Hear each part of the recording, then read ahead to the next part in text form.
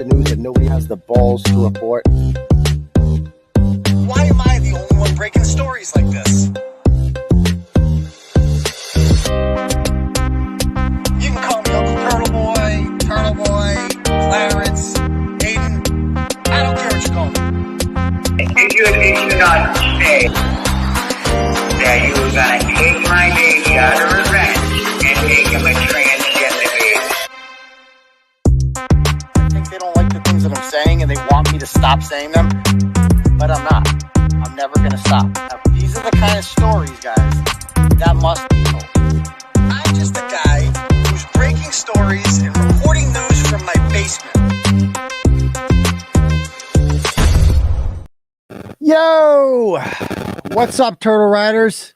How's everyone doing tonight?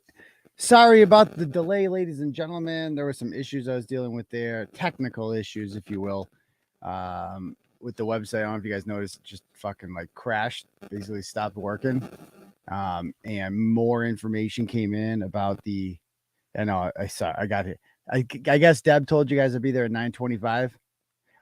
Fuck, I forgot to do the Rumble. I'm like all fucked up right now, basically. I just published a blog at like 8:30, right? That overloaded the fucking website. Now, I'm holding off on that. I basically it was causing the website to fucking like shut down. So hold on. Let me put this shit. Get over there, you wacky curtain. Oh, wrong side. This one. Anyway, so it was causing the website to like fuck up. So I basically went and just took it down. But I've also gotten new information on that. Like it's the craziest freaking thing and it's messing with my mind. I'm not going to lie. And that's why I'm late for 15 minutes. No, I'm not sick. I can get to that. I wish I had more time to like think this one over, how I want to handle this instead of being impulsive, and maybe I shouldn't talk about it at all. But it's a crazy fucking story. That's all I'm going to say. Like you guys saw, did you guys read the blog that I put out? Give me a 1 in the comments if you read the blog that I put out at 8:30. Give me a 2 if you didn't. I'm just generally curious because the blog got like 5,000 hits in like 10 minutes. It was crazy. It overloaded the website.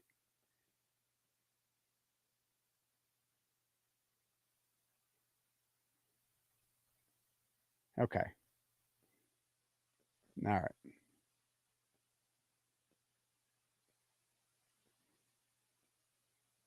Yeah, I'm with you, Fleas, on that. I'm going to think this over before I talk too much about that. Let's just put it that way. We'll leave it at that. It was over. Why? Somebody asked, why is it gone? It was shutting down. It was causing the website to shut down. Like something's wrong with my fucking hosting. And I thought I got this fixed. I thought I got this bug fixed. But every once in a while, when you get a blog like that blows up, you know, this just happens. So I'm just going to leave this one be for now. I'm not even going to touch it. I can explain it all later if you want to talk privately. But it looks like most people didn't even read it. So, and you wouldn't have been able to read it for a lot of you guys because it like shut down, like especially if you were on a desktop. So it was like not working. Turn up the mic. Can you guys not hear it all right? Oh, wow. Hopefully you guys can hear it okay. You know, so we're just going to talk about the other story for now. All right. So what do we got today? Tuesday. So I got court in 6 days. And obviously I'm going to be ready for that, man. I can't wait for that. Let's just put it that way. So it is an open courtroom, 11 o'clock, Attleboro District Court. And why don't we just jump right into the other vlog that we covered last night that I want to get into today, shall we? All right. Oh, and by the way, if you guys want to contribute to the program and you like what we do here at Turtle Boy Daily News, you can click the link at the top. You can't do a super chat because we're banned by Google AdSense or whatever. Not AdSense. Let's see. Yeah. Okay. So we'll get to this whole thing eventually. I'll explain it all. I'm like emailing back and forth with people about this. It's fucking crazy. Someday I'm going to tell this story. It's fucking crazy. It's like fucking with my head. It's like bad. But anyway, I'm banned from Venmo, unfortunately, Derek, because I'm banned from PayPal. When you get banned from PayPal, you get banned from Venmo too. So I have Cash App. I'm Cash App at $Uncle🡪🗏. And you can click on the link at the top if you'd like to donate that way. It's called Turtle Chat. You can donate whatever you want, and you can leave a comment when you do that or a message, and I will read it out loud to the class when you do so. You just have to write Turtle Chat into it.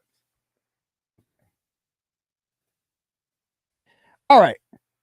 So anyway, let's talk about this guy here. So, all right. So this guy here is named Seun Adedeji. Okay. He is the owner of, do we have any Athol people in the house tonight? Do we have any Athol people there?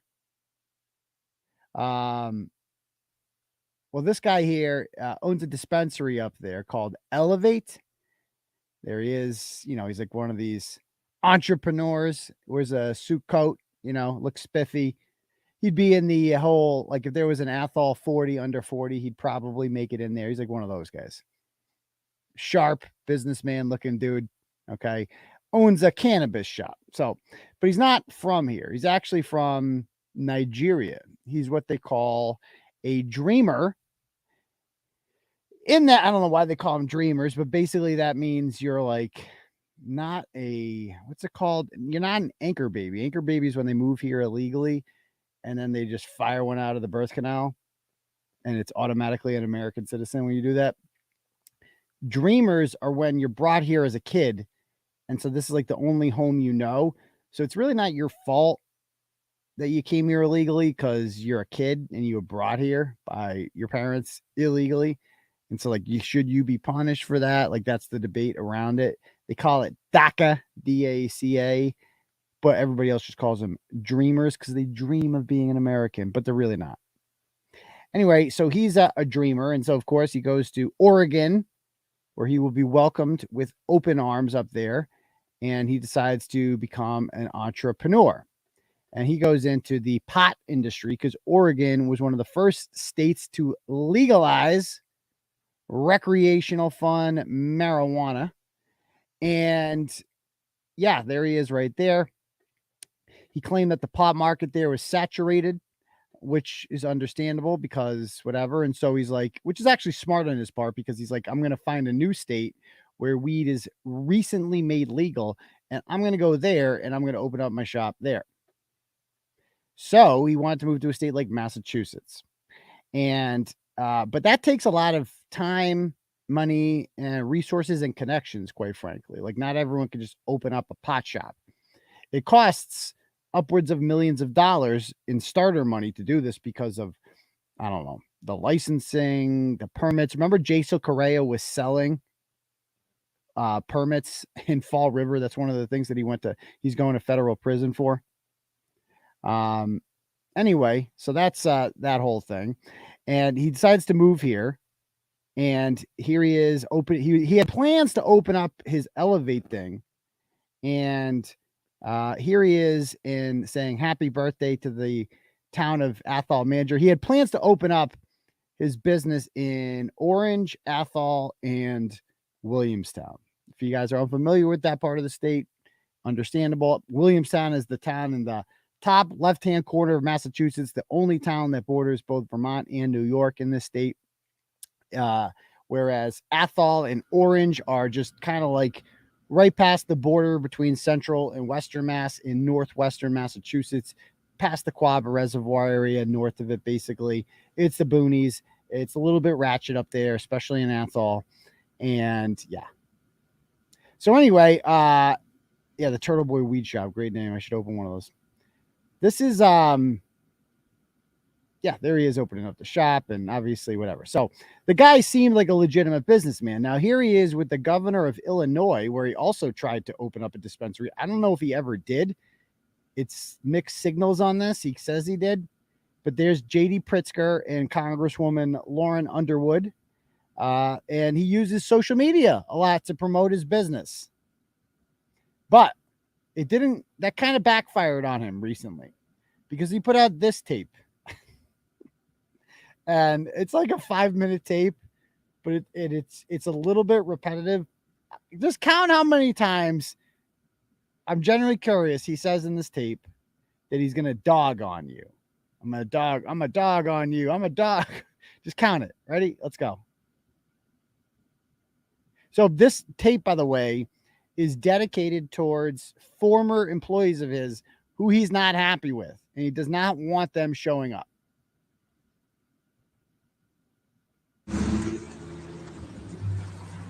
Yes, sir! Hey, what's up, guys? I just want to say we're open. Come check out Elevate Cannabis. I really appreciate you guys. Gang. Hey, pull up. Hey, what's up? Hey, what's up, guys? Elevate Cannabis is open. Elevate Athol. Thank you so much. Thank you. Elevate Athol is open. Appreciate you guys. Hey, come on in. Say hi. I'm here, solo dolo. Oh, I'm right here. Athol, Massachusetts, 243 Main Street. Y'all want some bud? Y'all want some Everybody bud? got problems? Everybody got I'm problems. right here. Right here. Ain't nobody scared. And for all my old employees, if you step on my fucking property Whoa, here we go. without my permission, bro, on God, you're going to feel it. Okay. First of all, can I just say here, like with the whole tone, like literally the whole purpose of legalized marijuana is to avoid people like this. Like this is who we used to have to buy pot from back in the day, wasn't it? Is people like shady dudes like this from Webster.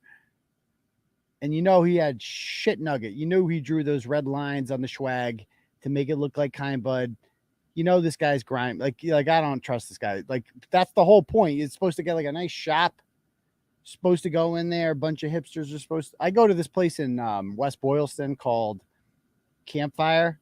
You go in there. I mean, they're a little anal with the IDs, quite frankly, and like the walkie-talkies. You feel like you're entering, you know, like something like the TSA or some shit. And you get in there, and they're like, whenever I go in there, they're always like, "So, what would you like today? What are you in the mood for?" And they want to have like this long conversation about like, "Oh yeah, so we got this strand over here, and we got this one. So what kind of high are you looking for?" I'm like, dude, I don't know any of this shit. I don't know what any of this means. I'm not a weed connoisseur. I want the cheapest stuff you have, please. I'll take the shake because I know that's for some reason. I don't understand why that's cheaper. The shake, like, so for those of you unfamiliar, marijuana comes in what we call nuggets, right? Nice, beautiful nuggets. And if it's shiny, right? If it looks cool like that, it's a crystal looking, you're like, oh, that's going to be nice. It's going to taste real good. I'm going to get nice and toasted off of that, right? But then after a while, it doesn't disintegrate, but it breaks down and you get shake.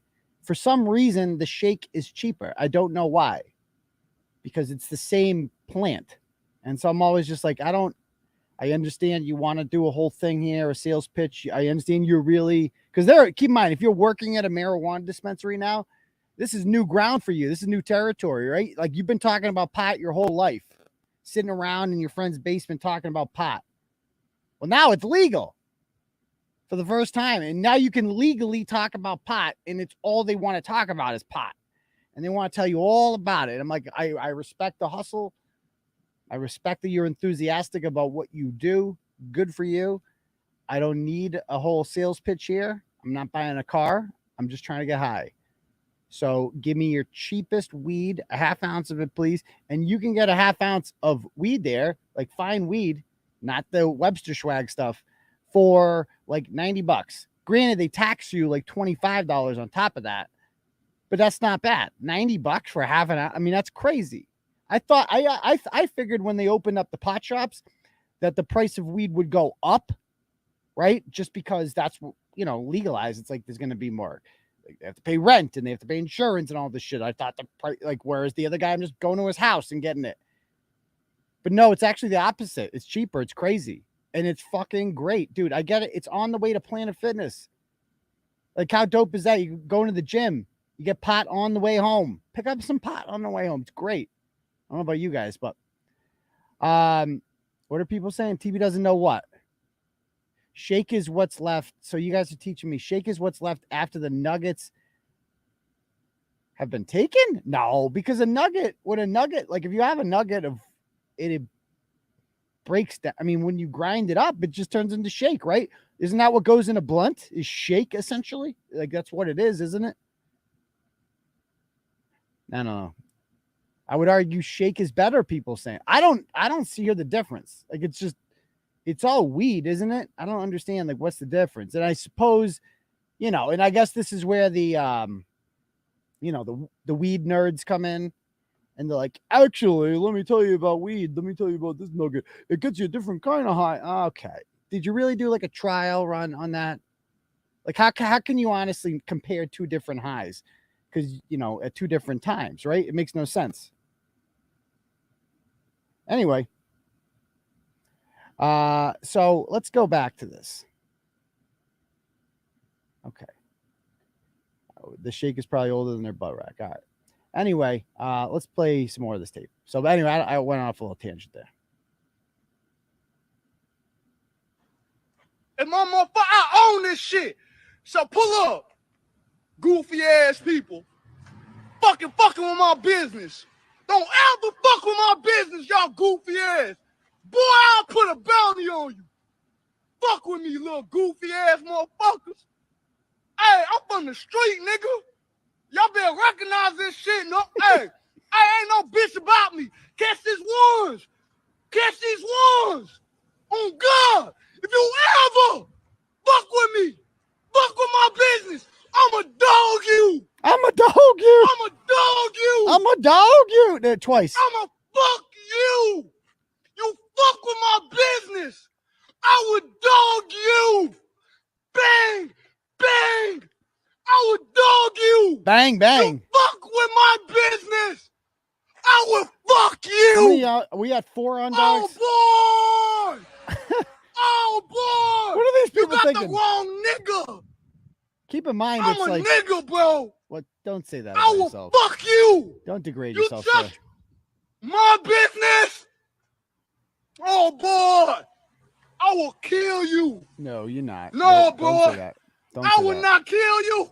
You Okay. fuck with me, I'ma come for you, everybody. Oh no, that's your even worse. whole family tree. Oh no. Oh no. Don't. I'ma No. bow. Oh bow, no. No. No. bow. No. No. Don't. No. You fuck with me, you fuck with the wrong nigga.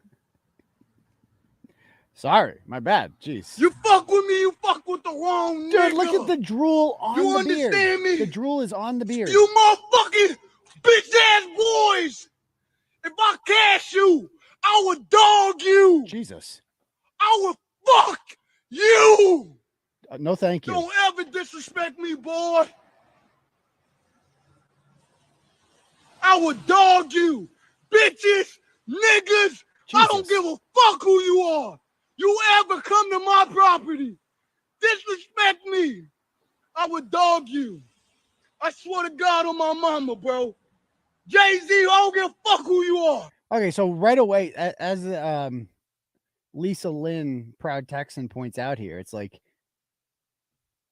what is in the weed and Athol? Like, this is like the exact opposite of how you're supposed to act when you're high on marijuana. And I see people talking about in the comments, do you even smoke? Bro? Yeah, dude, I have a problem. I smoke like every night. I'm trying to quit. You know, I don't like weed because I'm really bad with weed. Like I eat too much. It's a real problem. When I get high, I have no impulse control over what I eat. Like none. You know, like I know some people get the munchies, dude. It's like I will wake up in the morning just ashamed with myself. You ever have that feeling? I do it once in a while. It's like, yo, I ate the whole box of Cheez-Its. Like I ate the whole fucking thing. God damn. And like every time I go and I work out or whatever, and I'm like, all right, so, try not to get fat over here. And I work out like a lot. And I'm like, it's like, I'm not losing any weight or anything. And then it's like, oh yeah, because I ate a whole box of Cheez-Its to the dome. Like It's the worst. Like other people get high and they don't eat them. Like they just get high. And like I have like family, friends, whatever, like they can get high during the day. Like they'll be like, I'm gonna, people that work suits and shit, people that work at like consulting companies. Like they go to work, they smoke before they go to work. And they perform better. Not me. Not me. I can't dude, I haven't smoked marijuana during the day since like college, I don't think. I really don't think. Like, I don't know about you guys. Let me I'm just curious what people are out there. I'm gonna put a little poll out there because I'm curious who you people are. Like, what are you guys all about here? I'm gonna do a poll. I'm gonna say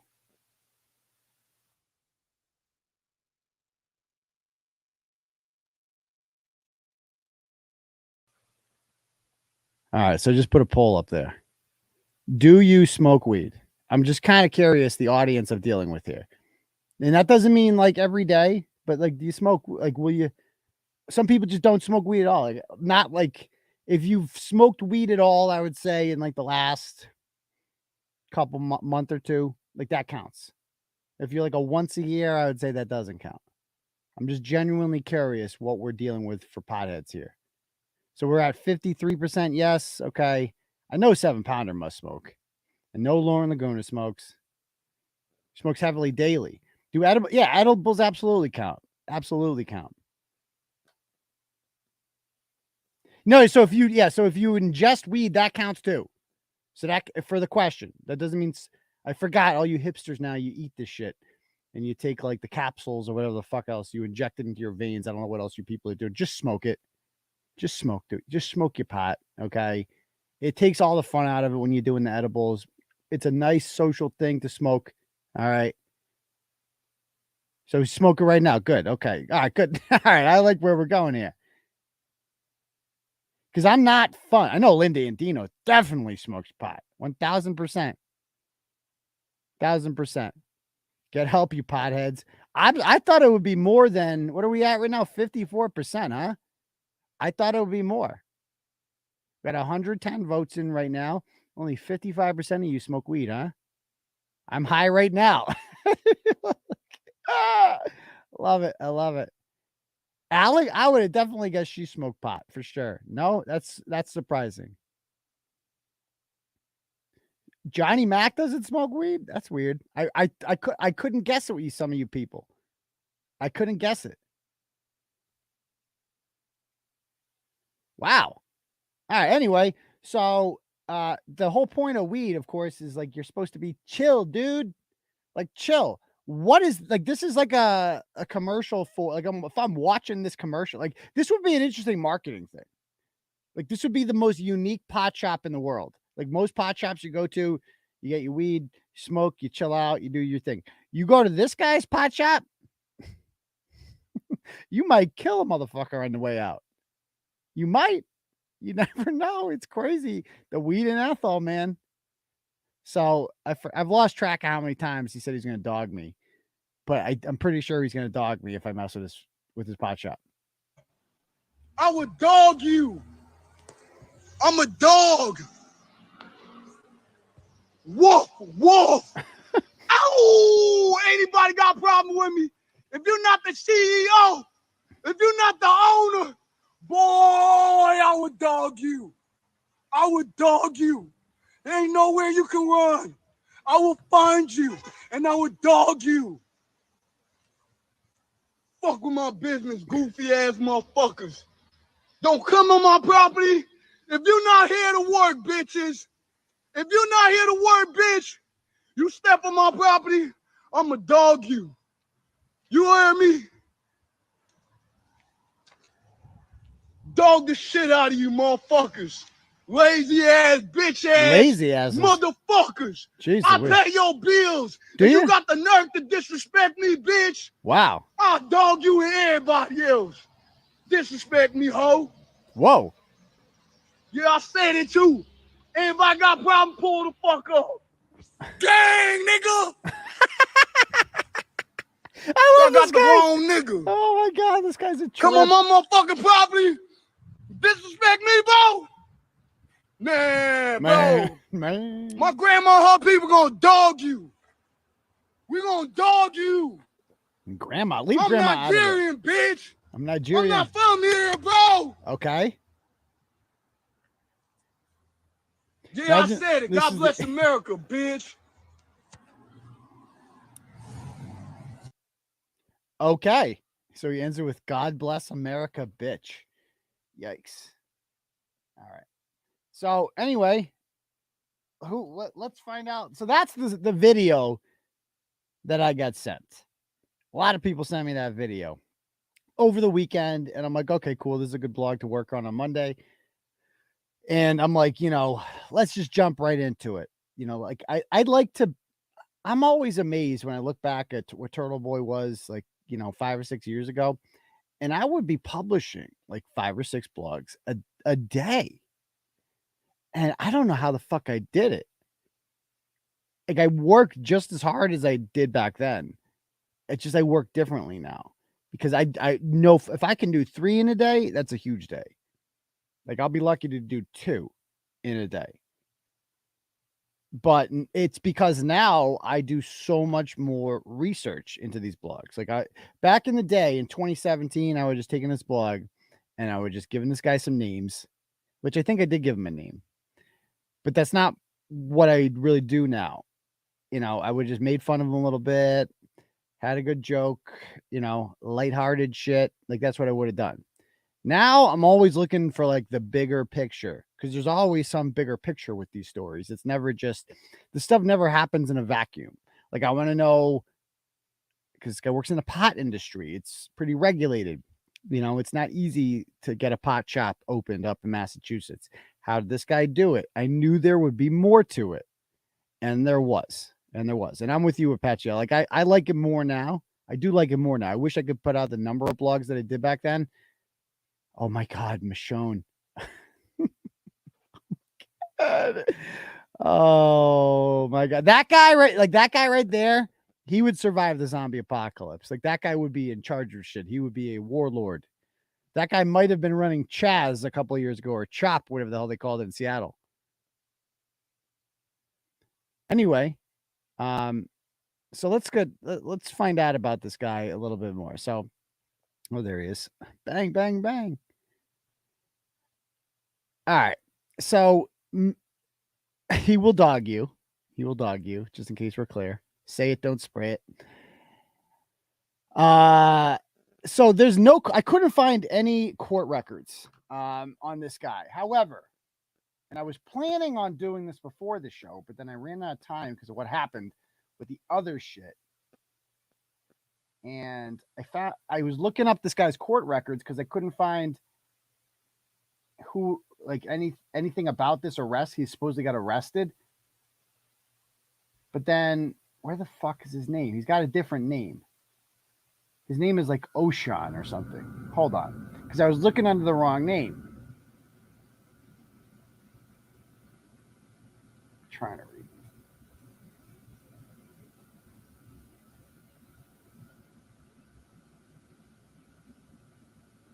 Oh, there it is. Okay, I found it. Got it. Okay. So his name is, give me one sec. We're going to look at his court records together for the first time. This is going to be the first time I've seen these, what you find people. Because I'm like, how the fuck? I'm like, there has to be records on this guy somewhere. I have lawyer access. I can see any fucking document that the public can't see. Don't ask me how. I have my ways. So let me put this guy in. So his name is 𝗟𝗏𝗄𝗏 Adedeji is his name. Oh, God. His only charge that already exists is open and gross lewdness. And that was on and disturbing the peace and disorderly conduct and indecent exposure and lewd and wanton and lascivious conduct and the lewd. So he's got 5 charges all in one from this incident on 10/6/22. That's what his courthouse records. And we'll pull those documents up in a minute. But all I could find on this guy was you search his name, and this guy Grant Smith Ellis. I have no idea who this person is, but apparently he's like a pot guy, like he just like pot reporter. I guess that's a thing. Anyway, let me read this to you. Seun Adedeji, owner of 𝗟𝗏𝗶𝗶𝗶 in Athol, was arrested for a second time during a court appearance this morning in the town of Orange, following a disturbing Instagram live video in which the CCC licensed operator, CCC is the regulatory agency that oversees cannabis in the state, threatened to kill former staff and hurt their families. The arrest, per sources, was for failing to show up to a previous court hearing, while Adedeji remains on probation following an October 2022 arrest on a number of charges. However, the former general manager of the Athol 𝗟𝗏𝗶𝗶𝗶 location, Joe Queen, tells me the Instagram live video was a direct threat to himself and his family. So this guy's like basically he's talking to me because when I thought why he thought he was the subject of the death threat, McQueen told me on the record that because, for one, he says ex-employees, two, he already threatened me and my family to my face on October 3rd, which I filed a report about on that day. And three, I am the only ex-employee to speak the truth about him publicly. A source close to the Athol Police Department, unable to comment publicly on the record due to an ongoing investigation, tells me the department is aware of the video and threats issued. He's currently in the custody of the probation department. He's in custody on the probation violation. There does not appear to be an active threat. The latest horrifying outburst follows a disturbing series of allegations of sexual assault raised initially on social network Reddit, and then separate and unrelated to the Reddit thread on the record by community member Tasneem Mitchell, which led to widespread backlash against Mr. Adedeji in recent months. So this is the rabbit hole now that we're going down. See, I can't just have a nice little video blog and just give the guy a name. I can't do that anymore. There's always some freaking backstory here. And it gets political too. So this is what the woman writes. Normally, I'd like to keep my LinkedIn posts positive, but this news, all cannabis people should be aware of. Do not do business with this creep. She wrote this in, I believe, October. When I first encountered the cannabis industry, a colleague introduced me to Adedeji, thinking as a young BIPOC founder, I would be able to learn the ropes from Adedeji. Well, sweetheart, okay, let me just say the first thing, maybe you learned a lesson here, okay? Just because somebody is a BIPOC and you're BIPOC doesn't mean that you're necessarily going to get the best business advice from them. Maybe we should stop as a society obsessing over race. Maybe we should do that. Maybe you should look at this guy and figure out what he's all about before deciding, you know what, I trust him because he's black. Okay. His advice matters more to me because he's black and I'm black. Exactly. Like, what does that have to do with anything? They always have to say that. But now I'm getting somewhere with this because I'm like, oh, I see where this is going. I see where this is going. However, with me I'm explicitly saying I'm interested in a strictly professional mentorship, he made numerous and highly inappropriate texts, phone calls, and eventually sexually harassed and assaulted me in a public event. Now, let's just say, like, when you think of Nigeria, I don't want to stereotype whatever, and this isn't all African countries, just one, just the biggest one. What do people think of when they think of Nigeria? Like, what is the first thing that comes to your mind? I think it's like the 8th most populated country in the world. It's the biggest country in Africa. What do you think of when you think of Nigeria? The first thing that comes to mind. Scammers. It's just like Boko Haram. Yeah. I mean, most people think of scammers. So you get the emails and the phone calls from the Nigerian prince, and they're all like, it seems like a scam culture. It just does. Like, it's like they're up to something. It's like they're the gypsies of Africa.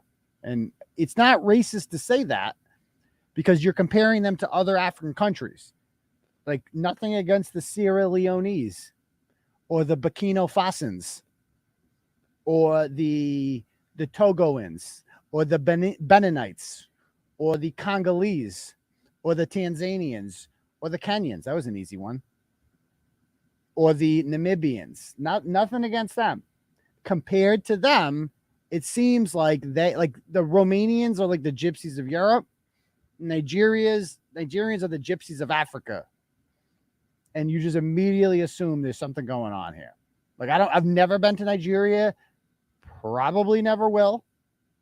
But I would imagine the second I stepped off the plane in Lagos, like some guy would be there doing some sort of trick, and my wallet would be gone in 5 seconds. Like something, I would just imagine that's what Nigeria is like. You're just going around and there's somebody trying to scam you at every fucking corner. I've never been there before, but I live in America and Nigerians are always trying to scam me. I can imagine what would happen if I actually went to Nigeria. I mean, you go to Vegas, you get scammed everywhere. That's America. It's casinos everywhere. It's just a big money pit. I just imagine going to Nigeria and just immediately losing everything. Yeah, hold on. Yes, please do.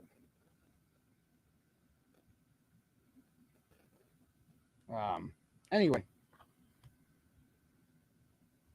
So let's talk so back to this whole story here.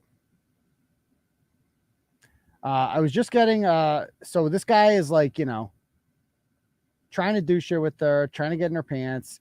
I was just getting started as a first-time female founder in a highly stigmatized industry. I kind of am not sad that this woman had a bad time. I didn't want my identity and reputation to be based on this incident, so I kept quiet and only mentioned it to a few female mentors in the industry who also said they experienced similar uncomfortable actions with him. What goes around comes around. I'm glad I can finally speak my truth and warn the industry about this vile piece of trash. Oh, and dear Cannabis Control Commission, please revoke his cannabis business license. Then on Reddit, a lot of people, like I went through a whole Reddit thing, and they accuse him of sleeping with staff members, locking staff in the Elevate retail store against their will under threat of being fired, manipulating security footage, threatening to fight staff. I believe all of those things based on what I saw in that video. I believe all of them. Following his October 2022 arrest, the spokesperson for the CCC told me at the time that the commission is aware of these allegations and defers to law enforcement authorities to handle any criminal matters. The agency takes seriously the health and safety of registered agents, as well as the patients and consumers. All parties remain innocent. Okay, so why is this guy getting this big pass? Like, who does he know? He's got to know someone. Well, now this is unconfirmed, but this is a post here I'm going to read to you from a guy on Reddit who claims that he lives upstairs from this shit. Let me read this to you. This is pretty wild. Again, it's a post on Reddit, but I can't imagine someone will make this shit up. I've always had noise issues with them, usually music related. The walls are paper thin, lots of emails to my property management. A few weeks ago, I started hearing unhinged yelling at all hours of the day. A lot of bitch, get on your knees and suck my dick. I'll fucking kill you, etc. I like how you have to have it, etc. at the end of that. Bitch, get on your knees and suck my dick. I'll fucking kill you. Right. I took a ton of videos because the walls are paper thin and sent them to my property management. One day I hear this manic screaming at 9 a.m. and some other dude in the weed store trying to de-escalate it.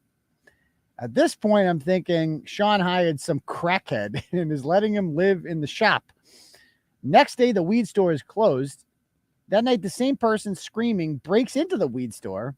It's crazy loud and not at all like the past two smash and grabs. So I'm low-key worried that this guy realizes I'm here and tries to smash through the thin-ass walls into my stairway or break down my front door. The cops come. They didn't catch the guy because they accidentally arrested the weed store owner instead. Sean. Oh. Accidentally. Okay. I heard the yelling again, panicked, called the cops, talked to them, and they told me they didn't catch anyone again. And the owner is staying in the weed store overnight. So it was the weed. He broke into his own store. He's like sleeping there. A few days later, the alarm company comes out because an alarm was set off inside. Turns out nobody told them of the break-in incident, and they were confused as hell why no cops had shown up in 20 minutes. A week or so ago, he starts banging on my door, asking to use my bathroom because he's locked out of the weed store, and explains that, quote, he got back to town 1+ days ago and has been living in the weed store and had court the following day, both in Eugene, Oregon and in Boston, but wasn't going to his Boston court date. Some other scary shit happened with him that night, but I'm not willing to talk about it yet until I'm like 100% out of here and he doesn't know where I am. But I'm 99% convinced he was the crazy screaming guy. He broke into the weed store and lied to the cops. Might have been doing it for insurance purposes, and is absolutely off his rocker and is going to kill somebody eventually. What the fuck? Is this guy not the craziest dude ever? Anyway, so around this time, he had made an IG post stating that all missing money would be taken out of the paycheck of the GM, who claims that the threats in the video were directed at him and warned potential applicants to think carefully before applying. He posted this on Instagram. Any and all missing money moving forward will be taken out of our GM paycheck. I don't think you can do that. So basically, this guy's breaking into his own store, stealing his own money, probably for insurance purposes. I'm guessing because he's Nigerian. Like, there's got to be some fucking scam going on here. Like, again, it's not racist. It's not racist because I'm not saying that about the rest of Africa, just Nigeria. It's like I'm not racist against Europeans, just, the gypsies and Portuguese. That's it. Other than that, we're good. So that's not racist. So let's get back to this. So, any and all missing. I don't think you can just do that. Just be like, yo, I'm not paying you. Unless you're Mike Fucci, of course. So it was unaccounted for and fines. The fines and loss of pay will come out of our GM pay. Lose of pay. Think very carefully before wanting to be a GM at 𝗟𝗏𝗶𝗃. It's not going to be easy, and you will be responsible for your team's success. /filer. Filer, he says. He meant failure. If your team made a mistake, I'm not going to speak to them. You are going to see the other side of me, and I promise you, you will not like it. This doesn't sound like a job. It sounds like a concentration camp or some shit. Like, what the fuck? It sounds like boot camp. Like my first day of football camp or some shit. Like my first day in the army. That's what this sounds like. This sounds horrible. But somehow this guy owns several cannabis shops, we're going to see. Nothing personal, just business. The GM clock in to get paid. Clock in and do your damn job, or you will be replaced. Theft is not allowed. This is great. Sexual harassment. The theft is not allowed. No sexual harassment unless it's consensual. I'm pretty sure that by definition, it can't be consensual. This reads like somebody who was accused of sexual harassment. And he's like, yo, we don't put up with sexual harassment here unless I do it, in which case it's consensual sexual harassment. I'm just kidding, Paul. I joke. I joke with the Portuguese. Unless you're from Fall River. But I joke. I tease. So he goes, we also get it on paper, just looking out. We also encourage marriage within the organization. Okay. Let me reintroduce myself. I'm a king. Then he goes on to say, wow, well, this is how 8 talk.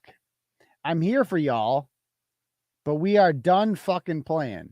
If you are not with us, you are fucking against us. This is like if Bret owned a business and was Nigerian, like actually Nigerian. Like, this is the kind of unstable person. Of course, Bret couldn't do it. He's too late. He's not this much lazier than this guy. And he's also white. And we're going to see that, being not only here illegally, but also being, not white has helped this guy, I think, tremendously in his career.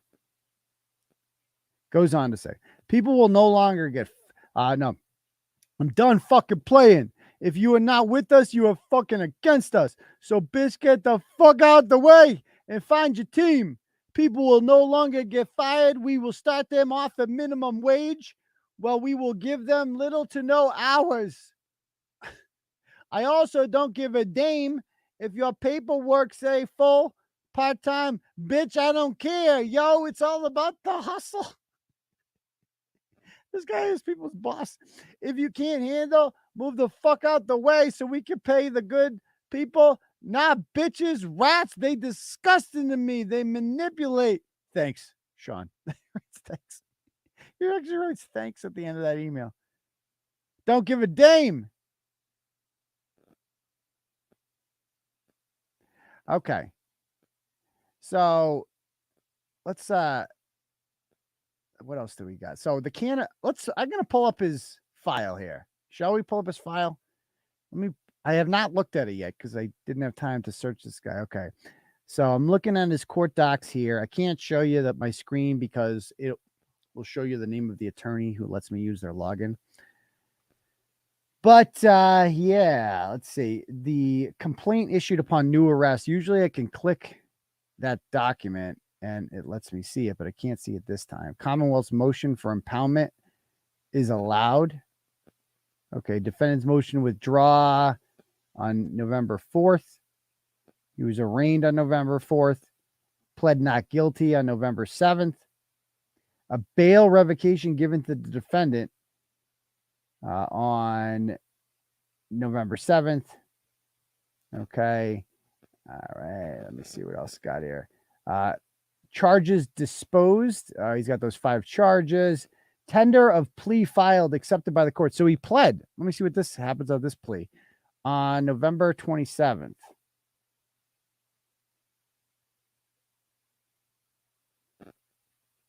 Okay, let's see I'll bring it over here. We'll see what this document says together.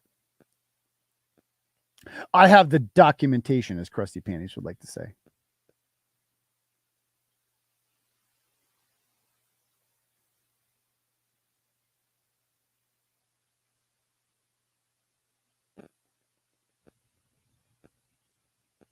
All right. So as you can see here, we have 𝗟𝗏𝗄𝗏 with all he got a 𝗃𝗏. They always get a freaking 𝗃𝗏. And mental health follow-up.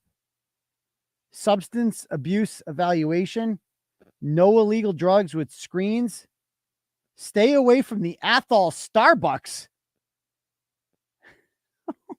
What? Somebody told me that he went into Starbucks naked. I can't confirm that because I can't see the statement of facts here. It's been impounded for some reason. I've never seen this before. But all I know is he's not allowed at the Athol Starbucks. And that is the conditions of his probation as of the 27th of January. Hold on. All right. Let's read some more. Let me see what else we got here. So that was the probation conditions. Okay. All right. Probation violation notice on March 1st with notice of scheduled hearing date. I wonder what he did wrong. How did he violate his probation? So he went into the Starbucks naked. That's not good. He has to appear in Orange District Court on March 17th. And I think that was the date that he missed. So I don't know what he did. Okay, so he failed to report as I got his document right here. I'll bring it up. I'll show you guys. This is what he did wrong.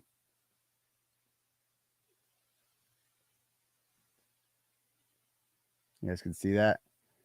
Right. It says right here, you failed to report as required by your probation officer on February 22nd. You also provided a false address to the court. Probation has verified that the defendant does not reside at the address listed. How come Andrew Johnson gets away with that? but not this guy. This guy doesn't. This guy's not allowed to get away with it. So he violates his probation just by not calling his probation officer and checking in. And defendant is ordered on 3/23. Defendant is ordered committed based on alleged violation of probation to the Franklin County House of Corrections. The default removal hearing has been issued. On the 24th, judicial finding regarding assessment of waiver of monies in criminal case filed, appearance filed, notice of probation detention hearing for alleged violation of probation served with the court, probation violation notice filed with notice of scheduled hearing date. He's got all these things on his docket. So, okay. So he's in jail. So that's what he's in jail for. Because he went to the Starbucks naked. And this was not in my original story. We found somebody commented afterwards. They're like, how did you not find out about the Starbucks incident? I'm like, because I can't find shit on it. Because he's using the Ola, like he's Nigerian. It's like hard to fucking track these motherfuckers, you know? So anyway, the question remains now with the whole Starbucks incident and this video and the allegations of sexual harassment. The guy's a freaking lunatic. He's an absolute lunatic. Under no circumstances should this guy be running a marijuana shop.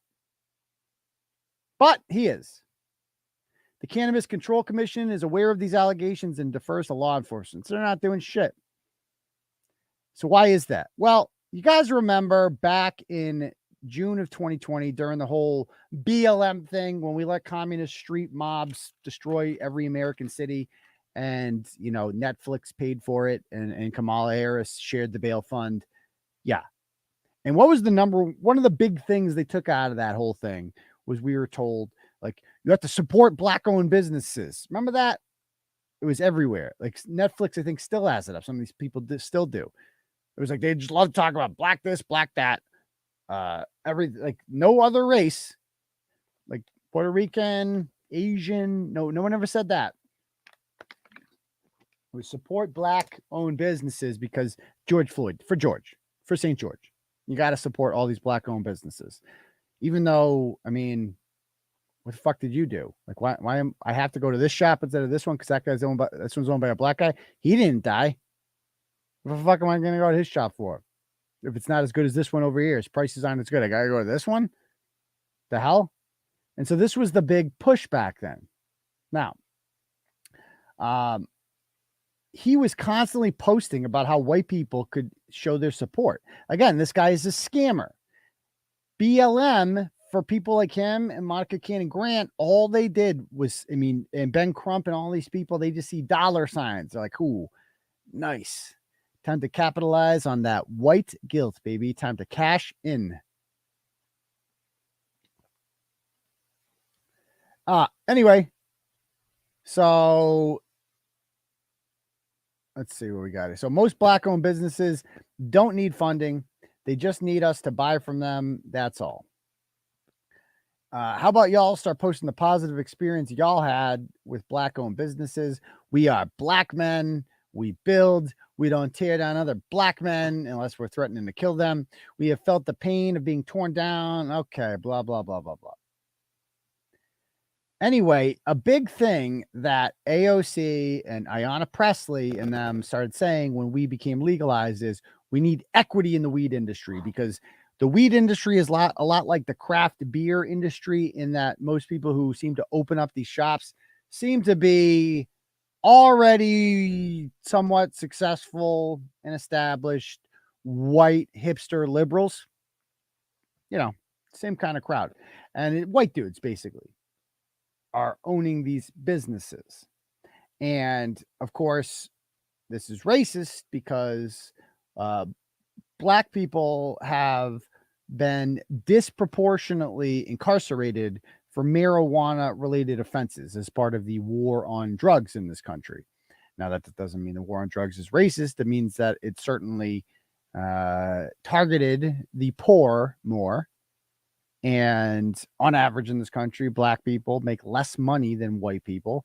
So you're much more likely to get caught up in the drug game. Just, it is what it is. It's not racist. It's socioeconomic. That's what it is.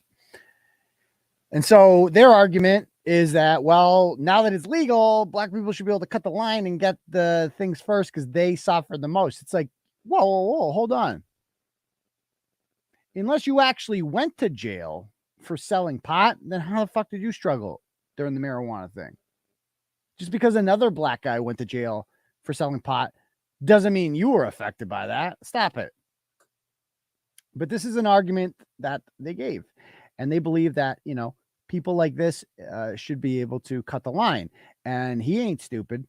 This guy's a Nigerian. He's a scam, and he knows when to go and capitalize off it. And so does Tito Jackson. We all remember Tito Jackson, Monica Cannon Grant's partner in crime. He ran for Boston mayor in 2017, lost to Marty Walsh.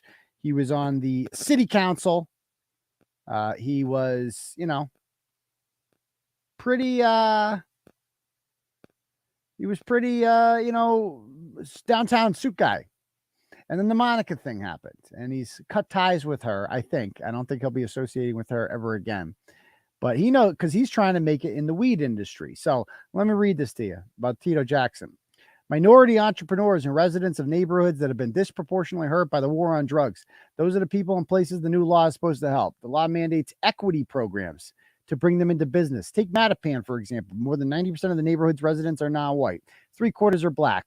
The state says Mattapan residents were disproportionately arrested for possessing and selling pot when it was illegal.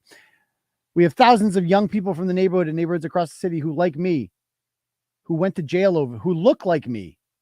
See what he writes there? We have thousands of people across the city who look like me who went to jail over this.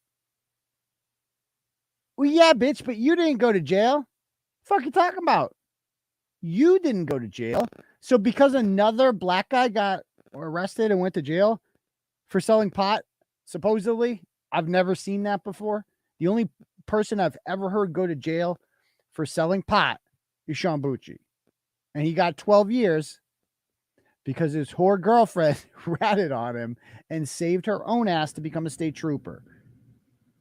We all know she is, of course. But that's the only guy I've ever heard go to jail for pot, to be perfectly honest with you.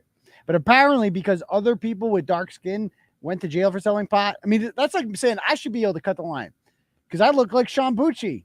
I don't really look like him, but we're both white. And, you know, we both attract crazy bitches.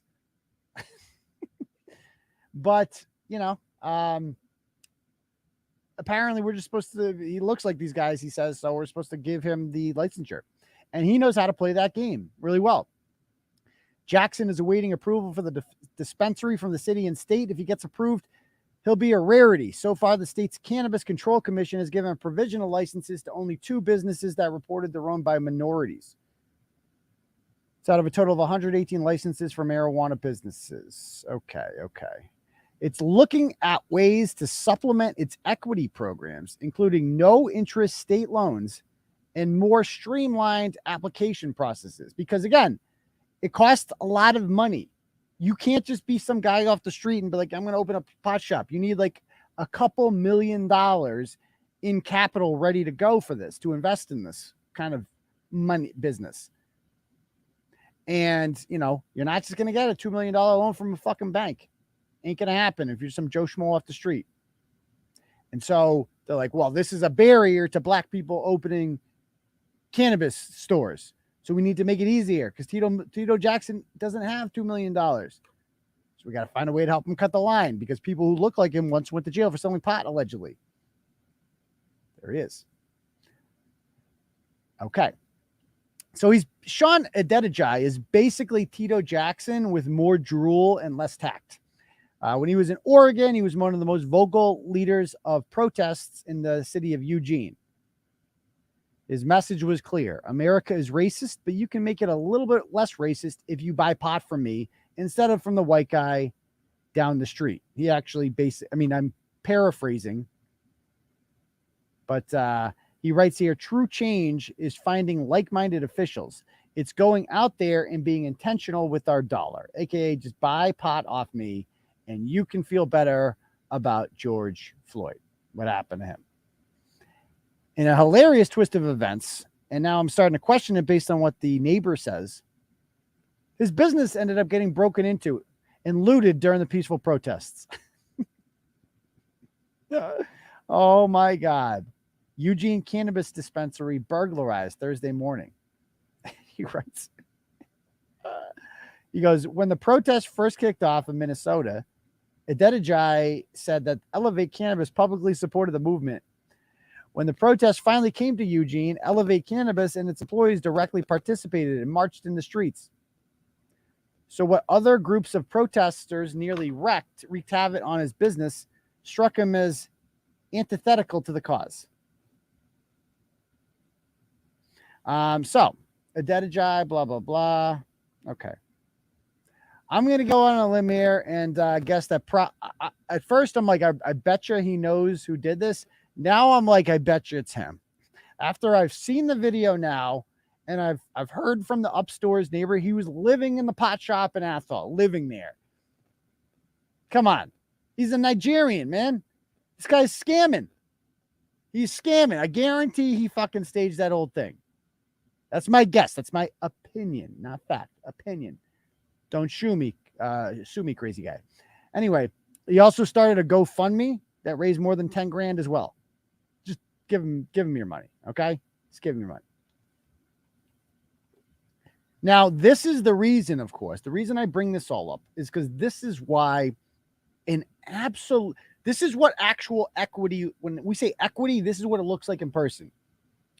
Equity is not the equality of opportunity, because anyone can apply to open up a pot shop.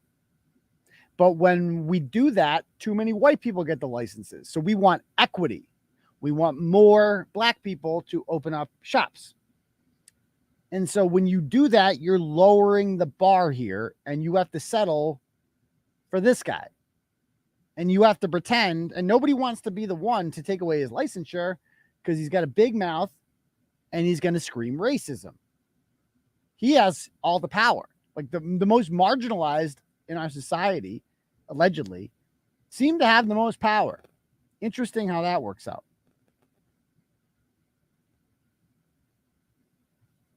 So, how did he get this? Well, he got over $1 million from a company called Tilt Holdings Incorporated, also known as 𝗟𝗂𝗄𝗃 Therapeutics. And this is what they said. He's the youngest African-American man to open a cannabis dispensary in the U.S. He's also a fierce advocate for equity in the industry's ownership ranks. His hustle recently helped 𝗟𝗶𝗃 secure a multi-million-dollar finance deal with Tilt Holdings. They literally called it, let me read this, a global technology and infrastructure company engaged in research, development, manufacture, blah, blah, blah, announced that they officially launched an official launch of its cannabis inclusion program. They actually called it that. Cannabis inclusion program. I mean, these people fucking love the words diversity, equity, inclusion. It has to be included in everything. And it just sounds good. It's a cannabis inclusion program. It's going to include it. What's going to include this freaking guy for some reason? He needs to be included. Another member of Tilt program is Tito Jackson, who is helping Tilt identify other applicants across Mass who can benefit from the program. And they met. They know each other. We negotiated this deal for 8 months. I met Tito Jackson. This is what Adedeji says. While I was in Boston speaking and educating people about cannabis, he was impressed by the level of education I had about the industry, and we became close. So this is now two friends of Tito Jackson here, Monica Cannon Grant and Sean. I mean, this guy knows how to pick them, doesn't he? He knows how to pick them. Tito freaking Jackson. That snake. So he's gotten a lot of positive press from the media, and they constantly point out that he's the youngest African-American pot shop owner in the country, as if that means something. Oh, and he also bragged about how he only hired black people to be on his executive team. And somehow that's not racist. I don't know how you find an executive team of only black people in Athol. You ever been to Athol? Good luck. Good luck finding white people that are willing to work in Athol, and it's like all white. Not a lot of work ethic up there. Bret used to work in Athol, used to live in Athol. Enough said. Enough said. So, 𝗟𝗏𝗶𝗶 is on a mission to end hate with the legal cat. Okay. So anyway, this guy is just a complete. Oh, by the way, now he's in with Trump. So they'll probably blame it on Trump. Mr. Trump pushed us as the USA, gave dream and fought for us. Okay. Is what it is. All right.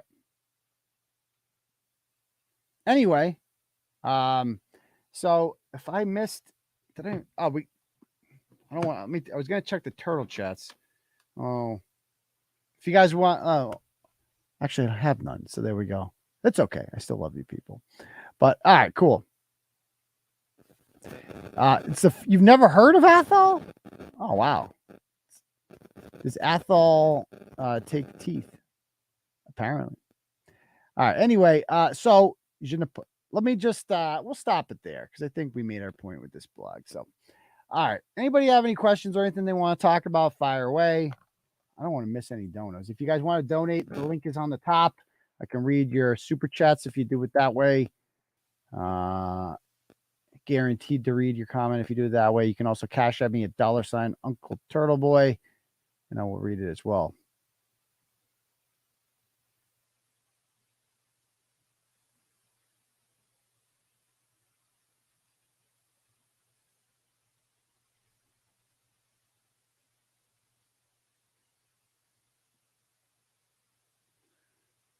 Court dates coming up. So I have, obviously, we have Chrissy has her trial on Friday, so that should be interesting. And then we have on Monday, Monday's the big day, obviously. Monday's the big day. Now, the facts of this case are overwhelmingly in my favor. What's up with the static? I don't fucking know what's causing that. Like, a phone should not cause that. That's crazy. Is it still staticky? How about this? Why do you want Mac Jones at quarterback rather than an MVP player like Lamar? Well, here's one thing. He plays in December. How about that? I like quarterbacks who play football in December. Lamar Jackson doesn't play football in December, so it's problematic. It's kind of an important time of the year because you're going into the playoffs. He also doesn't play in January, so there's that. Like for the last 2 years, the Baltimore Ravens have been a team that literally no one is worried about. No one is worried about the Baltimore Ravens because their quarterback's name is Tyler Huntley. And so nobody's worried about them. And there is absolutely no reason in hell you should expect him to ever play a 17-game season for the rest of his career. Like, why would you possibly think he would do that? With the way that he plays dangerously. And this isn't one of those whole like black people can't throw things, because I know a lot of people like to say that about the black quarterbacks. He can throw fine. Like, Lamar is an underrated passer. I will give him that. My problem isn't with his passing. My problem is with the fact that he doesn't play in the most critical moments. That is the problem with him. And Mac Jones, I want to see what Mac Jones can do. Mac Jones can play until he's 40 if he's good. We still don't know yet. Lamar Jackson cannot. As soon as Lamar Jackson hits 30, he's going to slow down dramatically, and he will no longer be the threat that he was in his one good fucking year. Like, let's be here, that MVP year in 2019, in which, by the way, yeah, they went 14-2. How'd they do? They lost in the divisional round at home to the Titans, the 9-7 Titans, who also ended Tom Brady's career. I don't get it. I could think of a lot of quarterbacks I'd rather. I have no interest in Lamar Jackson. 0.0% interest in Lamar Jackson. I still believe in Mac Jones. I still believe in him. Like, I don't know why you people are all done with Mac Jones. Oh, he's got no. Calm down. You guys don't deserve Mac Jones. Calm down. Okay, let me read other questions here.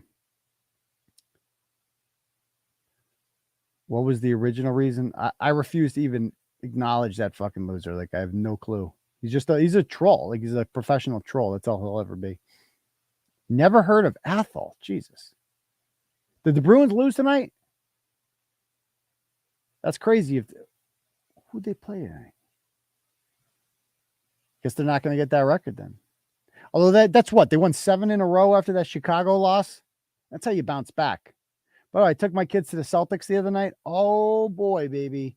We took them to the Spurs game. It was the first time. It was honestly, I posted a picture on Twitter. I usually don't post pictures of my kids at all, but fuck it. Like, this was like one of those nights where it's just like, it was one of the best nights I've ever had as a dad. There's something about spending time with your kids when it's just you and them, and no mom around. And that's like, obviously kids love their mom, and they're lucky to have a mom. And I came from a great home with a great mom, right? But there was just something special about when mom wasn't there, like when it's just dad's around, and we had our own shit that we would just do with dad. Like, mom's not coming. Like, camping was one of those things. And going to Fenway Park was one of those things. And going to the Boston Museum of Science, he would take us there all the time. That was one of those things. And so, like, I took them here I'll show you guys the picture. Fuck it. Like, oh, I'm such a bad dad. Right. Okay. I'm such a bad dad. Yeah. So we took them to we saw him play the Spurs there, and they were all fired up. There they are outside the Bobby Orr statue. We got tickets where we said I got best seats in the Boston Garden, by the way. My favorite seats are, I don't buy the 100 seats, because I like the view more from the 300s front row, because they're cheaper. You can get them cheap comparatively. Like, don't get 300 nosebleeds suck. Especially for basketball. It's okay at hockey, but with basketball, it's so bad. So I just we were right in the front row. 300s right in the front row. It's dope. And let me tell you, man, like, these kids had the freaking time of their life watching the Celtics. They didn't even know that much about like individual players on the Celtics going into the game. But by the end of it, man, like, they were just like, they were like Tatum didn't play, which sucks. But by the end, they were just like, they both wanted like Jaylen Brown jerseys. They're like asking, like, who's Bird? Who's Paul Pierce? Like, who's Pierce? Pierce was at the game in the front row. They played the Spurs, and we won by 44. So I took them like the best game, because we're just murdering them. And we got to leave early because of that. Like, it was friggin' awesome. So yeah. Anyway, so that was a good time.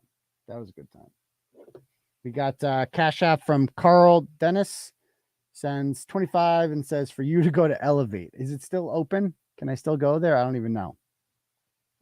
But okay. But yeah, I loved going to the Celtics game. That was pretty cool. And because the Celtics put on a great, it's like, not like, I'll never take them to Fenway, because baseball is just boring, man. For kids, they can't do it. Basketball, there's just shit the whole fucking time. During the timeouts, there's like entertainment going on, dunk contests, like fun as shit. Great experience taking the kids to the Celtics game. Anyway, thank you. I appreciate that, guys.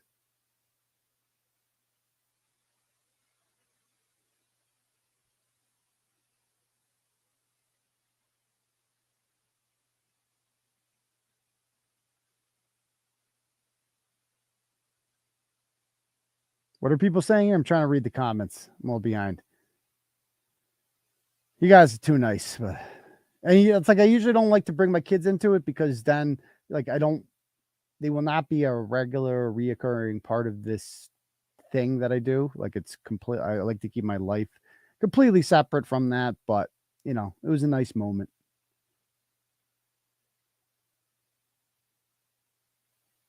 All right.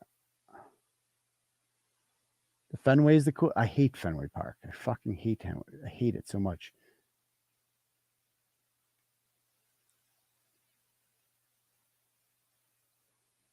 What? He hired a white GM who he screwed out of pay, slept with his staff. Crazy environment. It was fairly well known. Oh, you're talking about the Athol guy. I figured he hired a white GM. I'm like, where is he hiring all these black people from in Athol?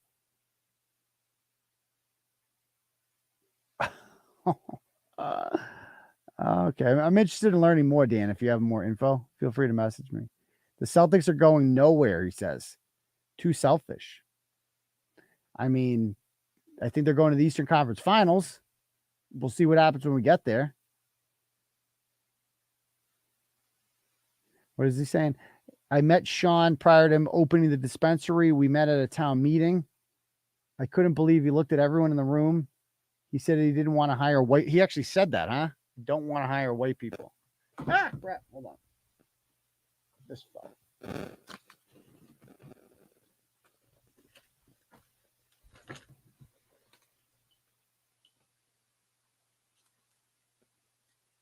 Elevate is closed and Sean is in jail. Said the same guy you had on screen. Okay, so I knew he was in jail. We kind of went over that earlier. Oh, they lost to Nashville? Oh. Yikes.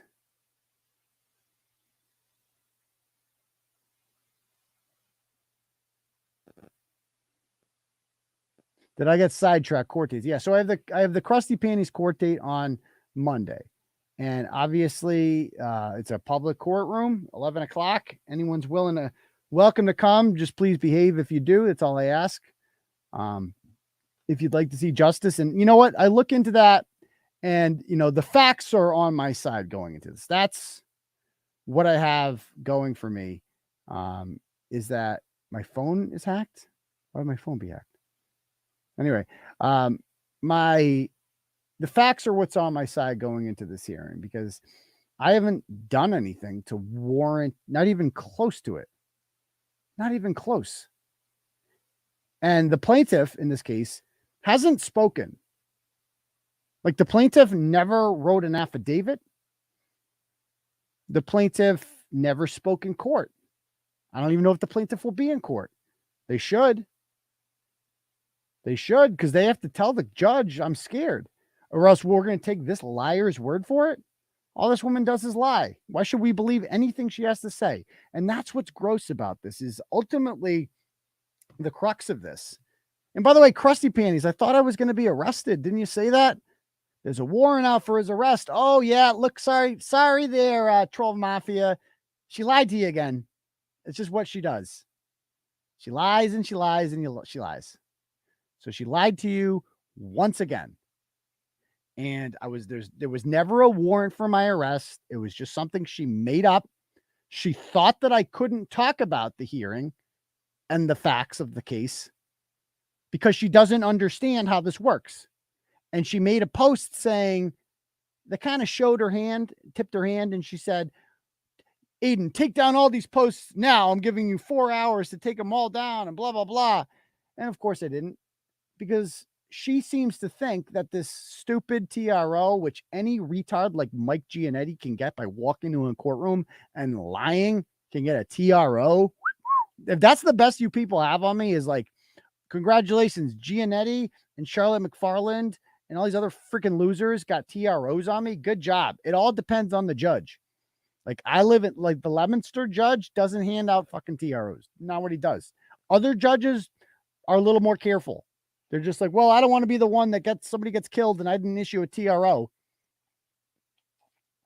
And quite frankly, the way that she was making it seem in court, like, if you were the judge, even though you didn't see any evidence of this shit, you're like, he's coming to your house.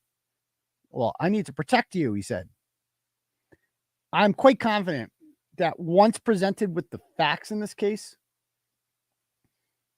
and I will have everything printed out, that once presented with the facts in this case, the judge will be overwhelmed with evidence going forward. And I just found, by the way, I checked my real account, Aidan Kearney, and I checked my messages because I hardly ever check that one. And guess who messaged me on March 16th at, I think it was like 5 or 6 o'clock p.m., hours after I had already blocked this individual on the Turtle Boy business account. Guess who messaged me and said, I believe, what did this person call me?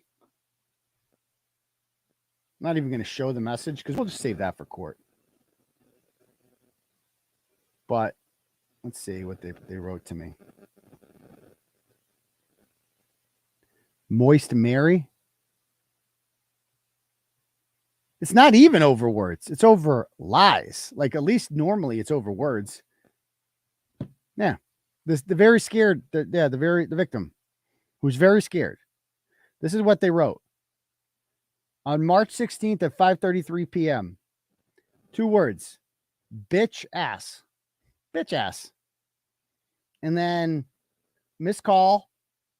Then they call again 10 minutes later. Missed call. Your Honor, does this sound like somebody who's scared for their life and needs an order? Like, think of all the evidence that we have going to this. Number one, I didn't reach out to comment. Number two, wasn't me half the time. Number three, there's nothing inappropriate about in any of those messages. It's a business account. It deals with business. The person who contacted the page asked us to take a blog down. That is a business request. You're asking us to remove content from our website, which is our lot, like what the business centers around. That requires a conversation. You don't just get to take blogs down because you don't like them. If you ask to have a blog taken down, we need to have a back and forth in which we establish why said blog should come down. And if during that time you decide to, say that my daughter has dick in her mouth or something like that, and she's 7 and she's going to be doing something horrible on the staircase. And if I don't respond negatively to that, I actually look good. You don't. You don't. And you certainly, and most importantly, do not come across as scared. Well, thank you, Lawrence Lester. I appreciate that. I mean, it's and that's the bizarre world we're living in here, is that I know what I am and I know what I'm not. I know I'm not a perfect person, but I know I'm a pretty good father because I take being a dad very seriously. I take instilling values into my kids seriously. We go to church. I go to church every Sunday. I make sure that they're respectful, and I make sure that they're smart and that they learn and that they clean up after themselves. And I do dad shit with them. And yeah, I'm not, I'll be honest. Like, I don't do as much as mom. What dad does as much as mom. Like in any house, tell me it's perfectly normal, I think, for the mom to do more of the work. But I hold my own and I do my thing.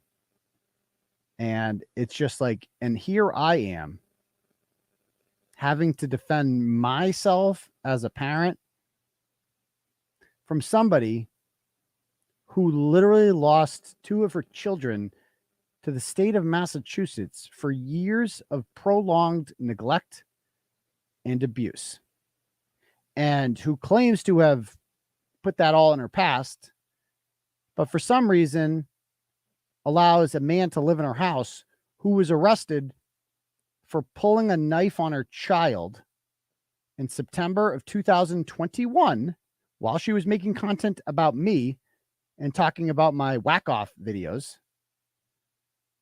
and who, by the way, admitted on tape that she went to the children, her own children, and asked them, what should I do with these videos, kids? What should I do with them? And so, like, last year when they did the whole kids in the tub shit, which was turned out to be a complete fucking lie, and it is just regurgitated by retards. That's all it is. Like literal retards, like Bret. Like, we all heard Bret the other night. Should we play some Bret clips here? People are telling me stop talking about it. No, I'm not going to stop talking about it. Don't tell me not to talk about shit. I talk about on this show what the fuck I want to talk about. Okay? Like, let's be very clear about that. No offense. Don't tell me not to talk about shit. I know what I can say and I know what I can't say. All right, hold on. Let me get some Bret videos here, because these are funny.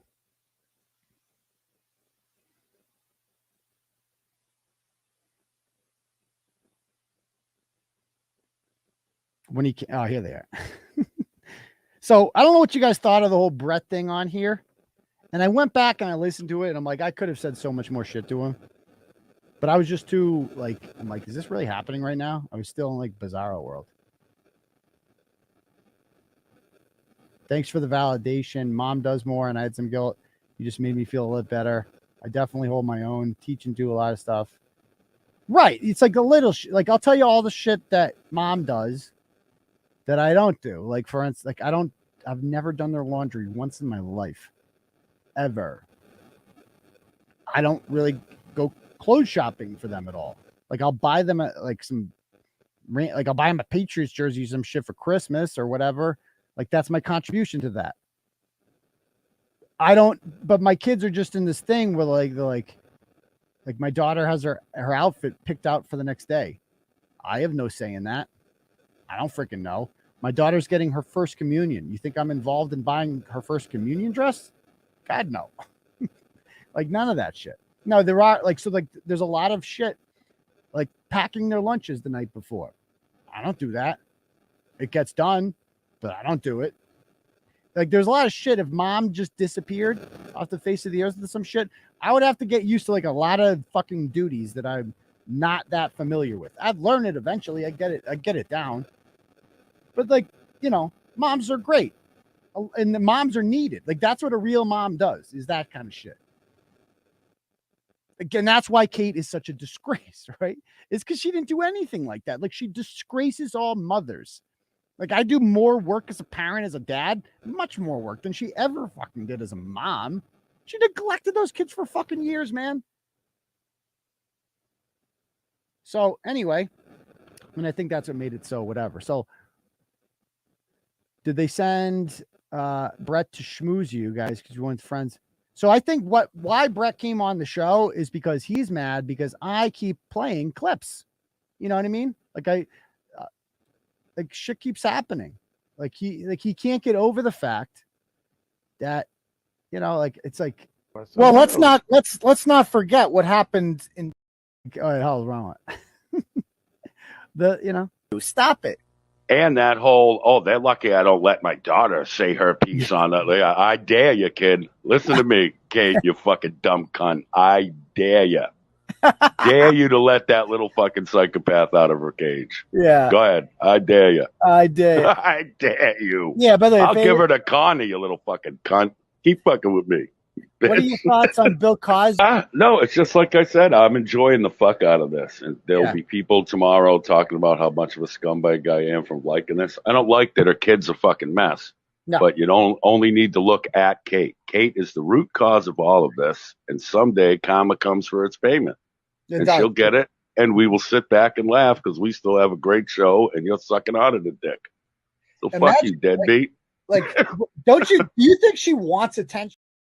Yeah, and meanwhile now he's literally sucking auditor dick because he has to do anything. I have no doubt this broad's been fucking sucking dick for a fucking way to go. Like I don't want that to be the kid? Truth. The kid? Yeah, absolutely. Did I say that? But I mean, two aren't there. Yeah, it's two that aren't there. About a girl about sex, and one of them buried his digit in his sister. Do you understand that, man? So he doesn't like that. He doesn't like that I'm doing that. He definitely doesn't like these. Family. All right, so fuck it. I apologize.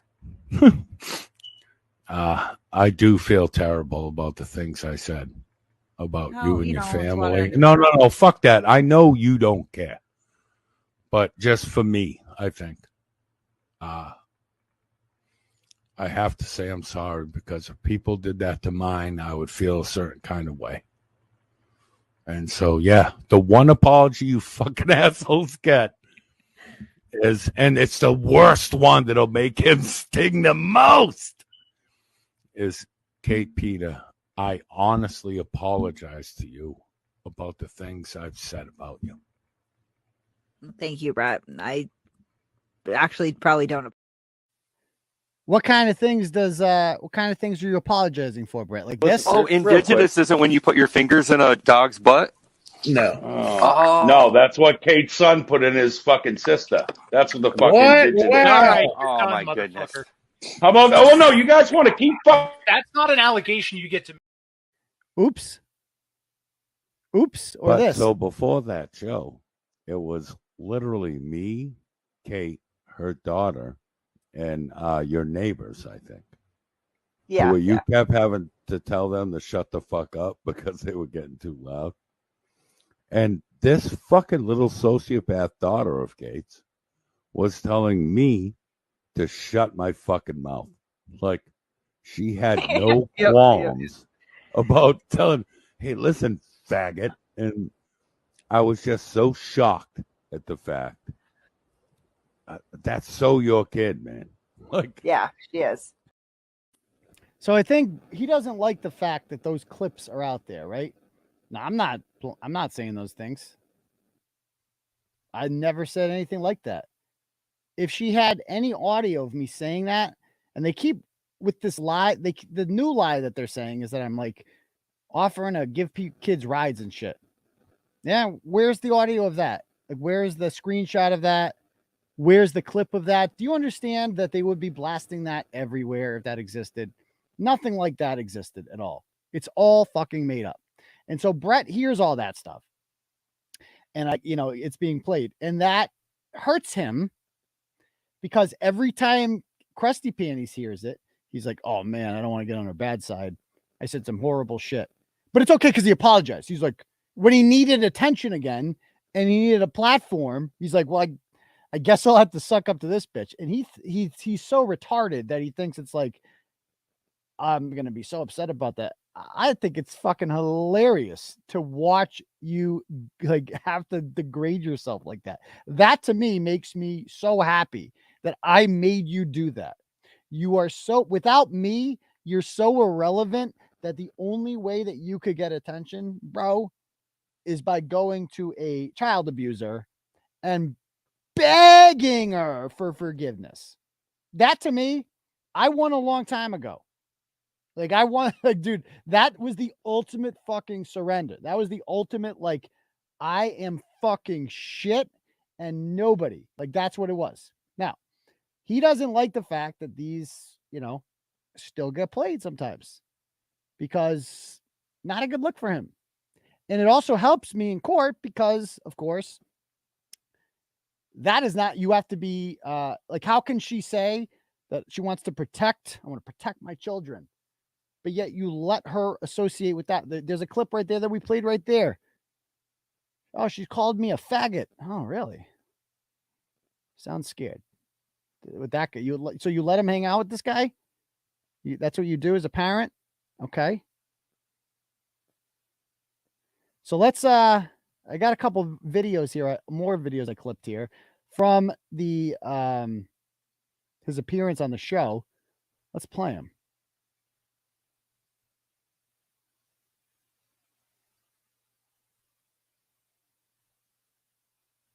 And I see Lawrence Flubston says Bret has no life. And now he lives his beyond understanding. Play the fuck out of them. Lawrence, I don't know who you are, and I don't really care. It's fine. But how come you don't respond to DMs? That's all I want to know. Or like replies. Like sometimes you'll tweet at me and I'll reply and like I'll have a question and you don't respond. It's bizarre. Anyway, let me play this.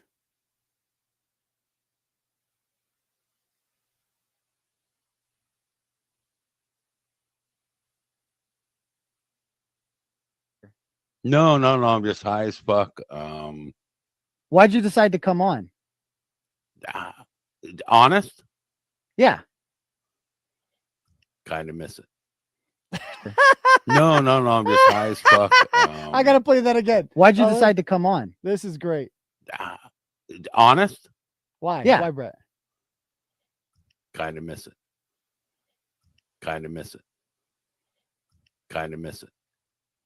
Dude, thank you. Thank you for literally degrading yourself, coming on here and telling me that you miss attention, that you miss we all knew you did, bro.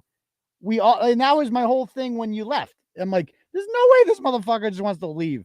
Of course he's being manipulated. I'm not being manipulated by Amanda. Bitch, we're not retarded. We all see it. We're not fucking stupid. We all see it, man. Of course you were being manipulated by her. She played you like a fiddle. She Yoko fucking Ono'd your ass.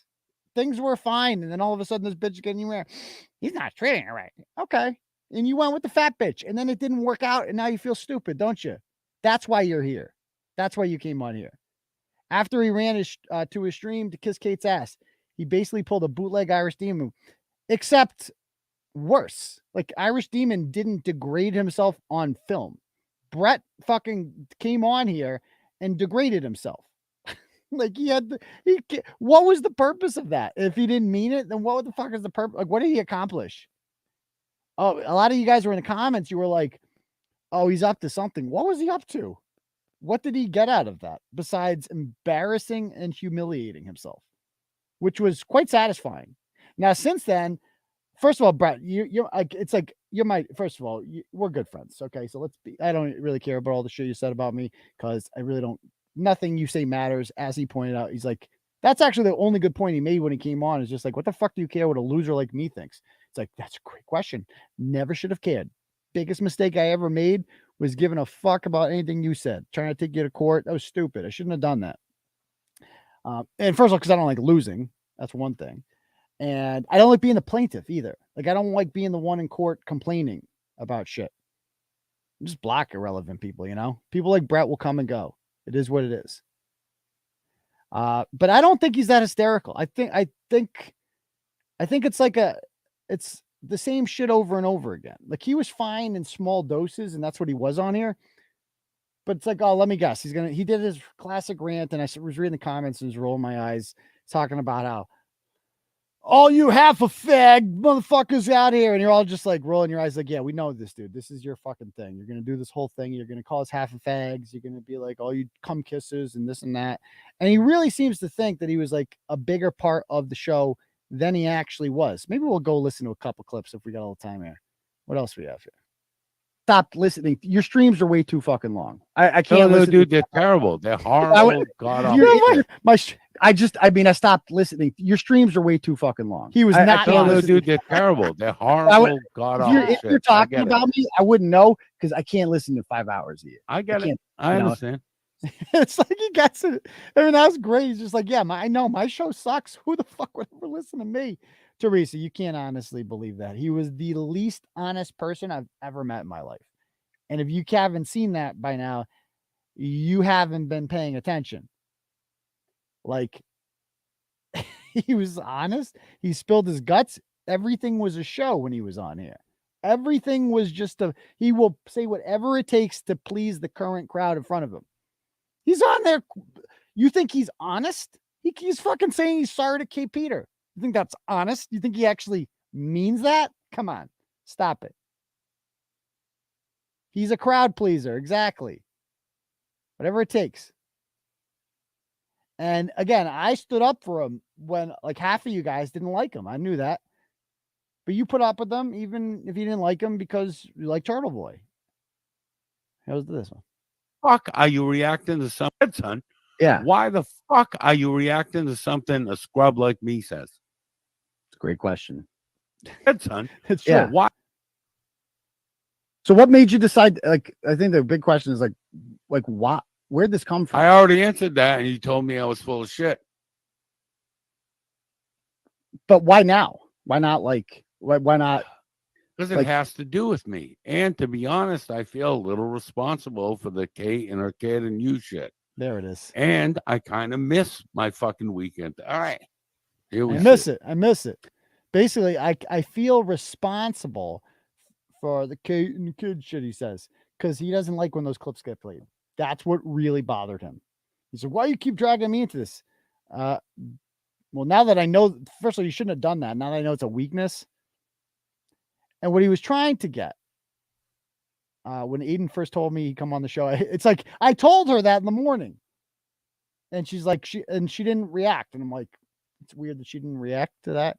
And then she messaged me later on. She's like, oh my God, Bret was on. I'm like, yeah, I told you that. She's like, I thought you were kidding. I'm like, no, it actually fucking happened. Like nobody ever would have thought that would happen. Yeah, he knows exactly. Like if you were him right now, of course you'd fucking miss it. $200 a month to him was a lot of money. A lot of money for Bret Killerinn. You buy a lot of fucking vape cartridges for that. That's his life. Day to day, getting by, collecting Social Security. $200 cash, I'll take that. So now he's out $200. He doesn't get to come on, like what you said, his whole comment about, well, we'll be having a good show and you'll be sucking auditor dick. Yeah, because this is a good show. It's like we talk about something different every fucking day. We have an actual show. It's Tuesdays and Saturday nights consistently, and it's about interesting shit that's going on in the news, breaking major stories, and you'll be sucking auditor dick. Now he's literally sucking auditor dick. He has to talk about chili cheese fries. He can tell you who Glenn is, whoever Glenn is, or I can't even keep track of all these auditor fucks. I don't care about any of them. Bret has to care about them now. He has to pretend to for attention. It's all the only, because he doesn't like going in his streams where it's the same 40 losers over and over again. And shout out to all, you're not losers. Shout out to some of you people in there, because I know you're all watching. Like, I know that you all watch. I know Daddy doesn't let you comment and stuff like that. You're scared to comment, but I get it. I get it. You know, Carrie was a really nice person. She messaged me on the day of that I was going on Timcast. Said, good luck. I appreciate that, Carrie Benoit, when you did that. I know you're watching. I know you're not allowed to comment. I get it. You'll probably ironically message me about this. And then I'll be like, well, how did you know I said that if you weren't watching it? But okay, but that's besides the point. But I love all you people. I got nothing against you. And I've said this before, and I'll say it again to the JBs of the world, whoever you are, because I think they call him Jay Buzzalon. I don't even know who this fucking guy is. But he sent me a lot of messages over the years. Like this guy, JB, he's one of the mods over there who pretends to hate me now. Like, dude, you can't fake love, my dude. Like, you were messaging me constantly all the time, thanking me. I think he might be ex-cop or something. I don't know. He's got like a Belgian Mal, one of those ones, chew toy dogs. But he would message me and be like, thanks, Unc, so much. You're doing such a great job. We really appreciate you. You know what you said, man. You can't, like, that was authentic. You would message me out of nowhere to thank me and shit. All these people over there, they would all do it. You all just hate me now? Sure. Nobody believes that. Nobody believes that. Savvy was one of those people that would be talking shit over there. And then on my birthday, what does she do? She comes on my page and wishes me a happy birthday. Now, what I should have said is like, thank you. That's what I would do today. I'd be like, thank you. Because I just feel it's like she would, you know, she's harmless. Like, what's she going to do? What the fuck did I give a shit about Savvy, whoever that is? Yeah. Well, you know, and some of them jump ship, and that was my fault because I did the whole like pick a side thing, and I shouldn't have done that in hindsight. I shouldn't have done that in hindsight. I fucked up. Like Diane is, I will guarantee Diane's watching right now. 1,000% chance Diane is watching. No fucking way does she miss an episode of Turtle Boy Life. She just can't talk. She just can't comment. Her and I talk plenty. We have a lot to talk about. She's still into the Genetti stuff. Still hates fucking Chrissy with a passion. Still knows that Kate is scum. But just kind of cowardly, people like her, because they're afraid. Ultimately, they're afraid to say any of that stuff to Bret. Because if you were on the show, you'd be like, Bret, why are you kissing Kate Peters' ass? We love you, Bret. Like, if I was one of those people, I would be like, we love you, dude. But, like, not down with the Kate shit, you know? That's kind of, that chick's fucked up. But now they all have to pretend like they like Kate now. And they all have to pretend like when they were over here and they saw all of the thing, the documentation showing that her long and documented history of ratchet behavior, they knew who she is. Now they have to go over there and kiss her ass. Think of what that's like.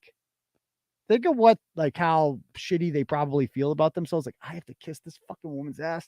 I can't. I have too much pride to go back on Turtle Boy. I get it. And so, because like some of you people have insulted you, whatever.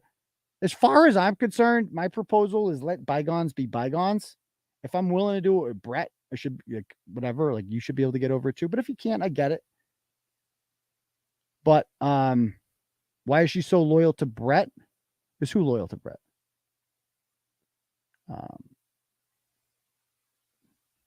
Yeah, you did tell me not to do a pick a side. I'll give you that.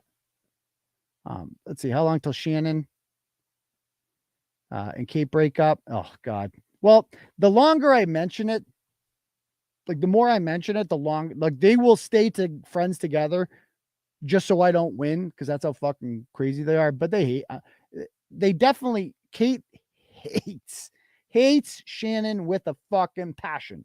I know that as a fact because we had fucking constant group talks about it, and Kate hated her more than anyone. You just don't start liking a person like that. You find them useful. That's all she was to her, useful. Savvy is a lonesome, homely little girl. Exactly. That's how I should have treated her like that. Savvy, you're welcome back whenever you want. I don't give a shit as far as I'm concerned. Water under the bridge. And the Amber thing, that was my fault. Like, because I messaged her and was like, dude, the pick a side thing. And I shouldn't have done that, you know? And she took offense to that. And I get it. And she was in a tough position. And I get it, you know? And the same with the Ralph thing. Like, Ralph came to the fucking tournament. He sponsored a hole. It's like, and I've talked to Ralph several times since the breakup. I have no problem with Ralph. We get along fine. I'm sure he watches. It's kind of weird. Kind of weird. She would have loved the Gene Eddie interview. She was in the comments. She was in the comments during it.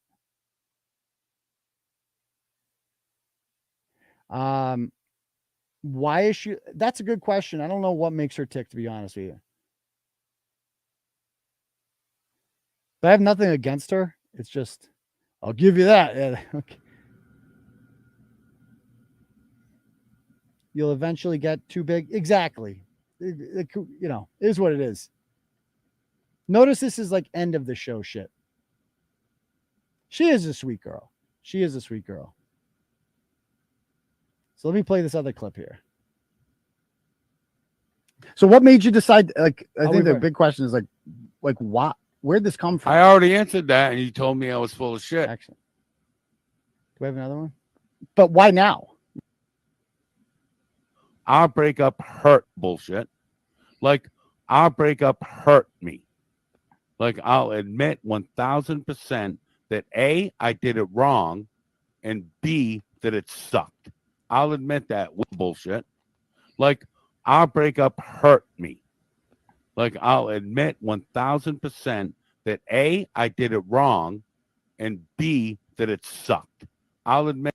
So he did it wrong and it sucked and he apologized. And as far as I'm concerned, whatever. I have no life is way too short to have fucking pissing wars with some guy in fucking Lewiston, Maine. Like, who cares? But yeah, I mean, like, he's just like literally 10 minutes later, he was on Kate's show kissing her ass. Or Kate was on his show and he was kissing her ass because Kate heard that and she's like, whoa, I can't have these people getting along. That's all she cares about. Like, I need to fucking I'm going to slum it and go on Bret's thing. And she did. And he did the whole like, oh, whatever, like, oh, fucking red meat, blah, blah, blah. Like, you weren't over here kissing my ass 5 seconds ago, dude. Come on. And I think was it Friday night? I went on his thing and I just muted them all and just talked over them. It was fucking great. I went back and listened to it. It was hilarious. But yeah, so I really don't give a shit about any of these people. They just are what they are. But I do, you know, I will say that like one, I genuinely fucking hate Amanda. I fucking hate Amanda. Like, she is so, I hate everything about her. And not just because she's morbidly obese and disgusting. Like, that is nothing to do with why I hate her. It's because she's such an ugly fucking person on the inside. Like, she's just such a useless, ugly fucking person. Mean. Like a mean fucking person. Mean to people for no fucking reason. Innocent people. Like, Lauren One messaged her when all that shit was going down. And it was just like, I think you're like a nice person. I've never done anything to you. Could you please just leave me out of it? And Amanda laughed at it and made like this is funny. Look at this woman reaching out and being nice and shit. Fuck her. Yeah, fuck you, Amanda. Fuck you. You know why Amanda talks like that? Because she'll never see me face to face. Amanda, you understand? Like, that ain't like a threat or anything like that. It's like, I will embarrass like you'll get the fucking treatment. You won't, but you know it's not going to happen because you're not relevant enough for me to do that to. You probably never. It takes a forklift for you to leave your house, so it ain't going to happen. So she fucking sucks. Like, she is fucking useless. And a couple of the others too, but most of them I got no problem with. I got no problem with some of these people. The ones that are anonymous, like whoever this other, like, I won't even acknowledge them. If you're not going to use your name, I'm not even going to address you. Period. Stop it. The camera incident. Remember the accident? That was one of the great moments. Thank you, Connie. Thank you, Connie, for doing that. Is Amanda married? No. She got like a bunch of baby daddies. None of them stuck around. As awful as Bret was, I would have never thought he would have stabbed. You know, but it's all about with that guy. It's just all about whatever, you know, like it was all Amanda. I really, truly believe that it was all Amanda. And the more that Bret denies that, the more it's like more obvious that it was. Was Adam a turtle rider? Who's Adam? Is that the cursive guy? And yeah, he was on like every fucking show. I don't know who he is, but the same Amanda that catfished Sergeant Lawless. Is it really a catfish if you go through with fisting, though? You know, the camera incident was when she accidentally turned her camera on during a stream one time, and we all saw what she looked like. Like, not just like a bigger girl, like, dude.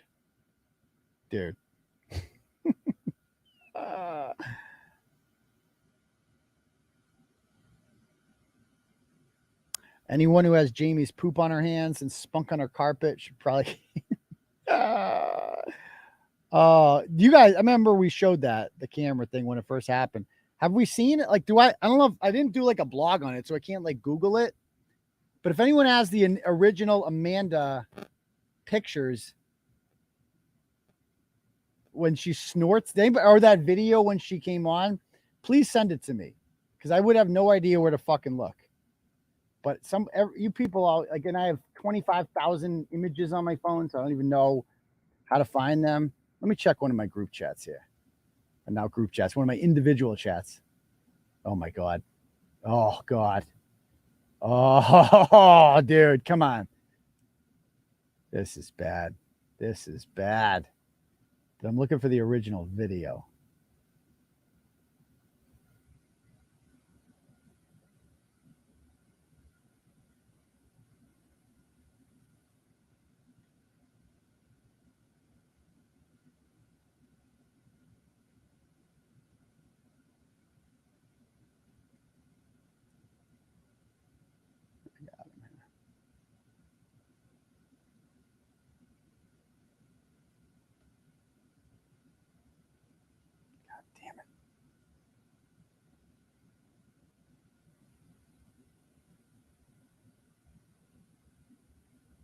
There we go.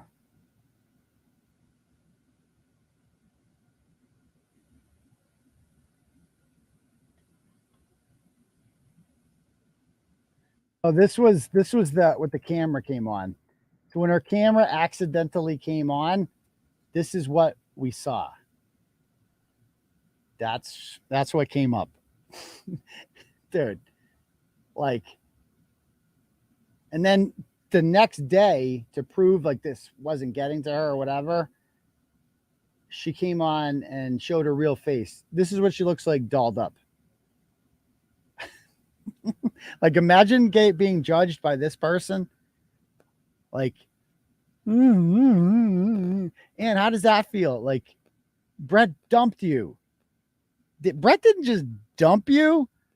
Bret humiliated you. He degraded you sexually. He like literally abused you in front of everyone. He took offense to the fact that you catfished, that you sent nudes out to something called Bones. Apparently you're sexting with something called Bones. And that was like Bret's final straw when he found that out, because apparently he expects you. I did a whole turtle stream on this one. Apparently Bret expected Amanda to inform him of every time she was sexting with somebody from the YouTube community, which Bret hates. He hates the community of YouTube people. I'm not a community guy. I'm over here except for Kate. She's in my community. No one else in my fucking community. So And by the way, I love the tough guy act with him. Dude, he cries all the fucking time on his show. I've never heard someone cry as much as him. But anyway, yeah, so he degraded her and was like, why didn't you tell me you were Sexton Bones? That's literally why they broke up. It's because she didn't tell him that she was sexting with another guy, as if they're dating. Like, I wonder what his wife thinks of this. Whatever their relationship is. Like, why do you care so much about what another woman is doing? Oh, and by the way, Rochanna, I did find out some more shit today. Rochanna Buckley and Leon doesn't know this, or maybe he does, or doesn't. I don't think he does. So I found out through a couple friends of Rochanna have since reached out since that blog was written about her. And I'll read one to you. Should I read one to you guys? I got another one today about this. Let me read this one to you. You guys will like this one.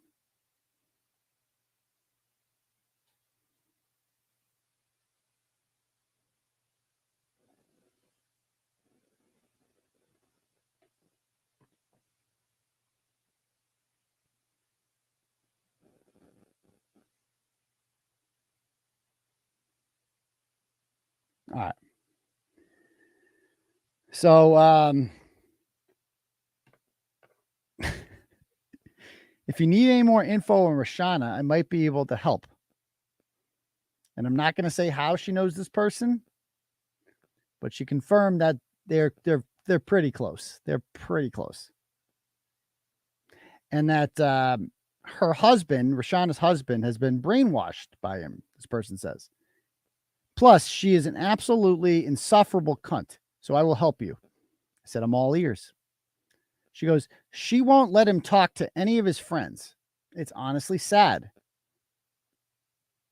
She has been known to be hired. She has basically pulled a 𝗟𝗶𝗃 several times for photography gigs and just ditched people at weddings and other functions like that. She says that I was,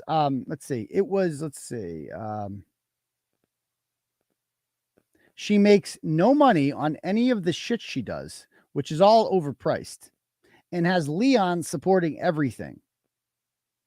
She basically told him he needed to go on antidepressants or she would divorce him and take the kids, which I believe.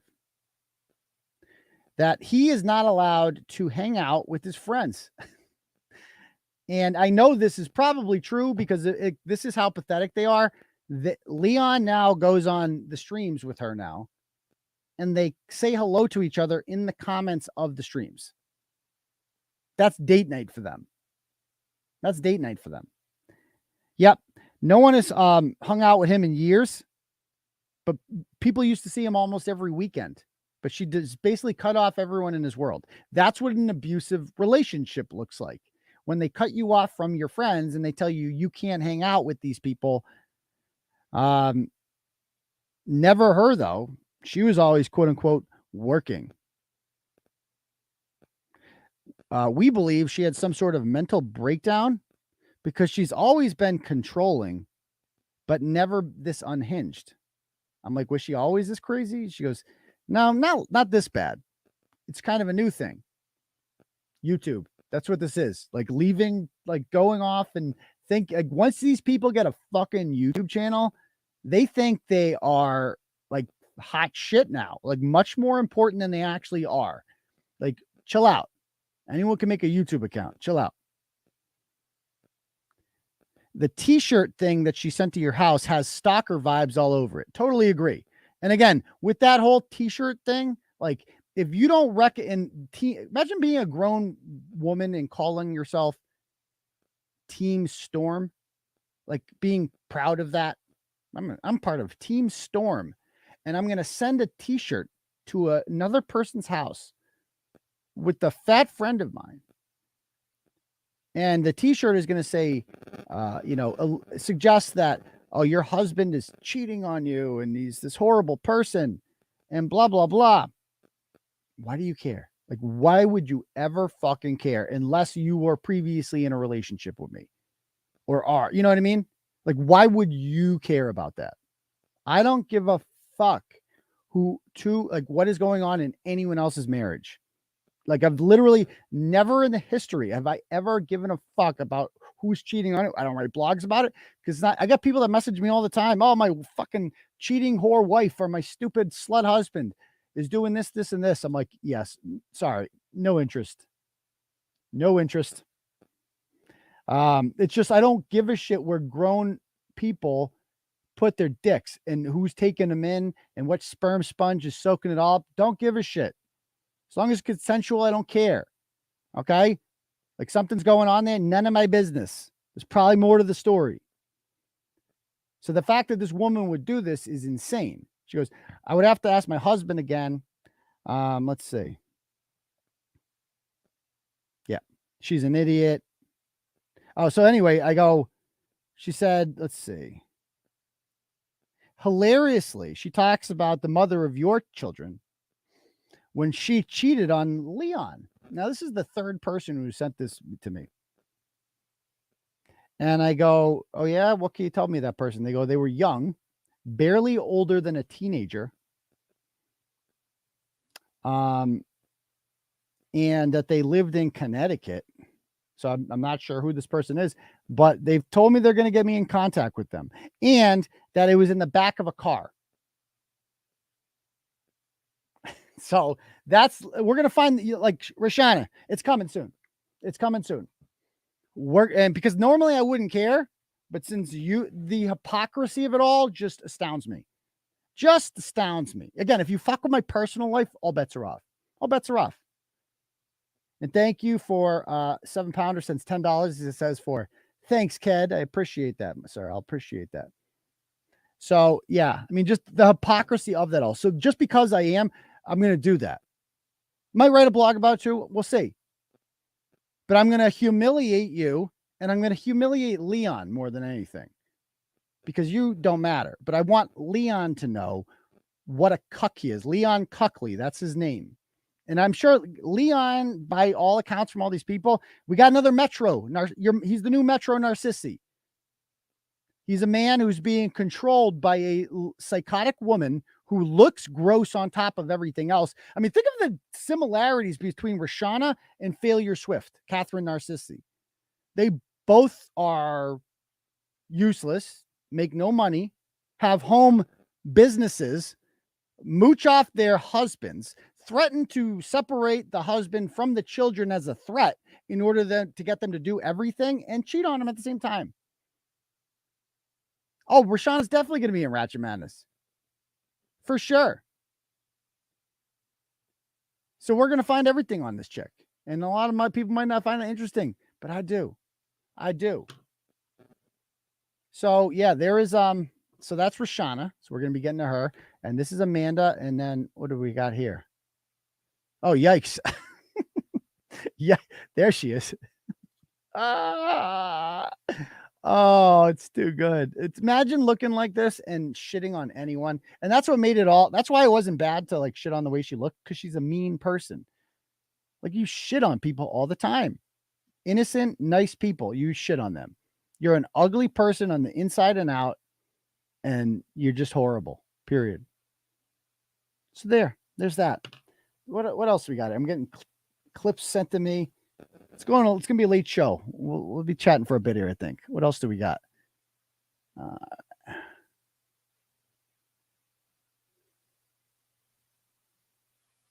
We got a turtle chat here from SS Stubaka. Sends $10. Thank you very much, sir. Appreciate that.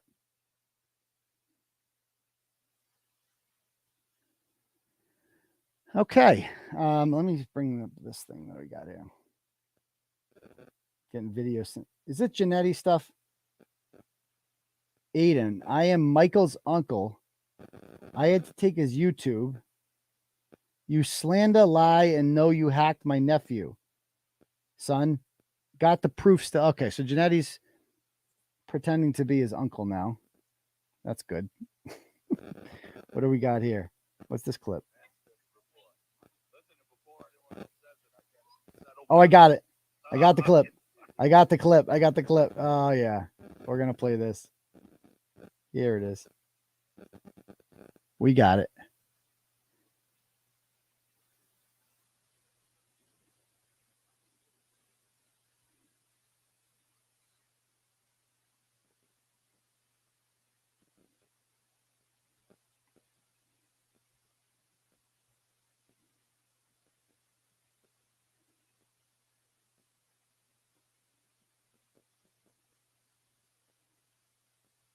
fists.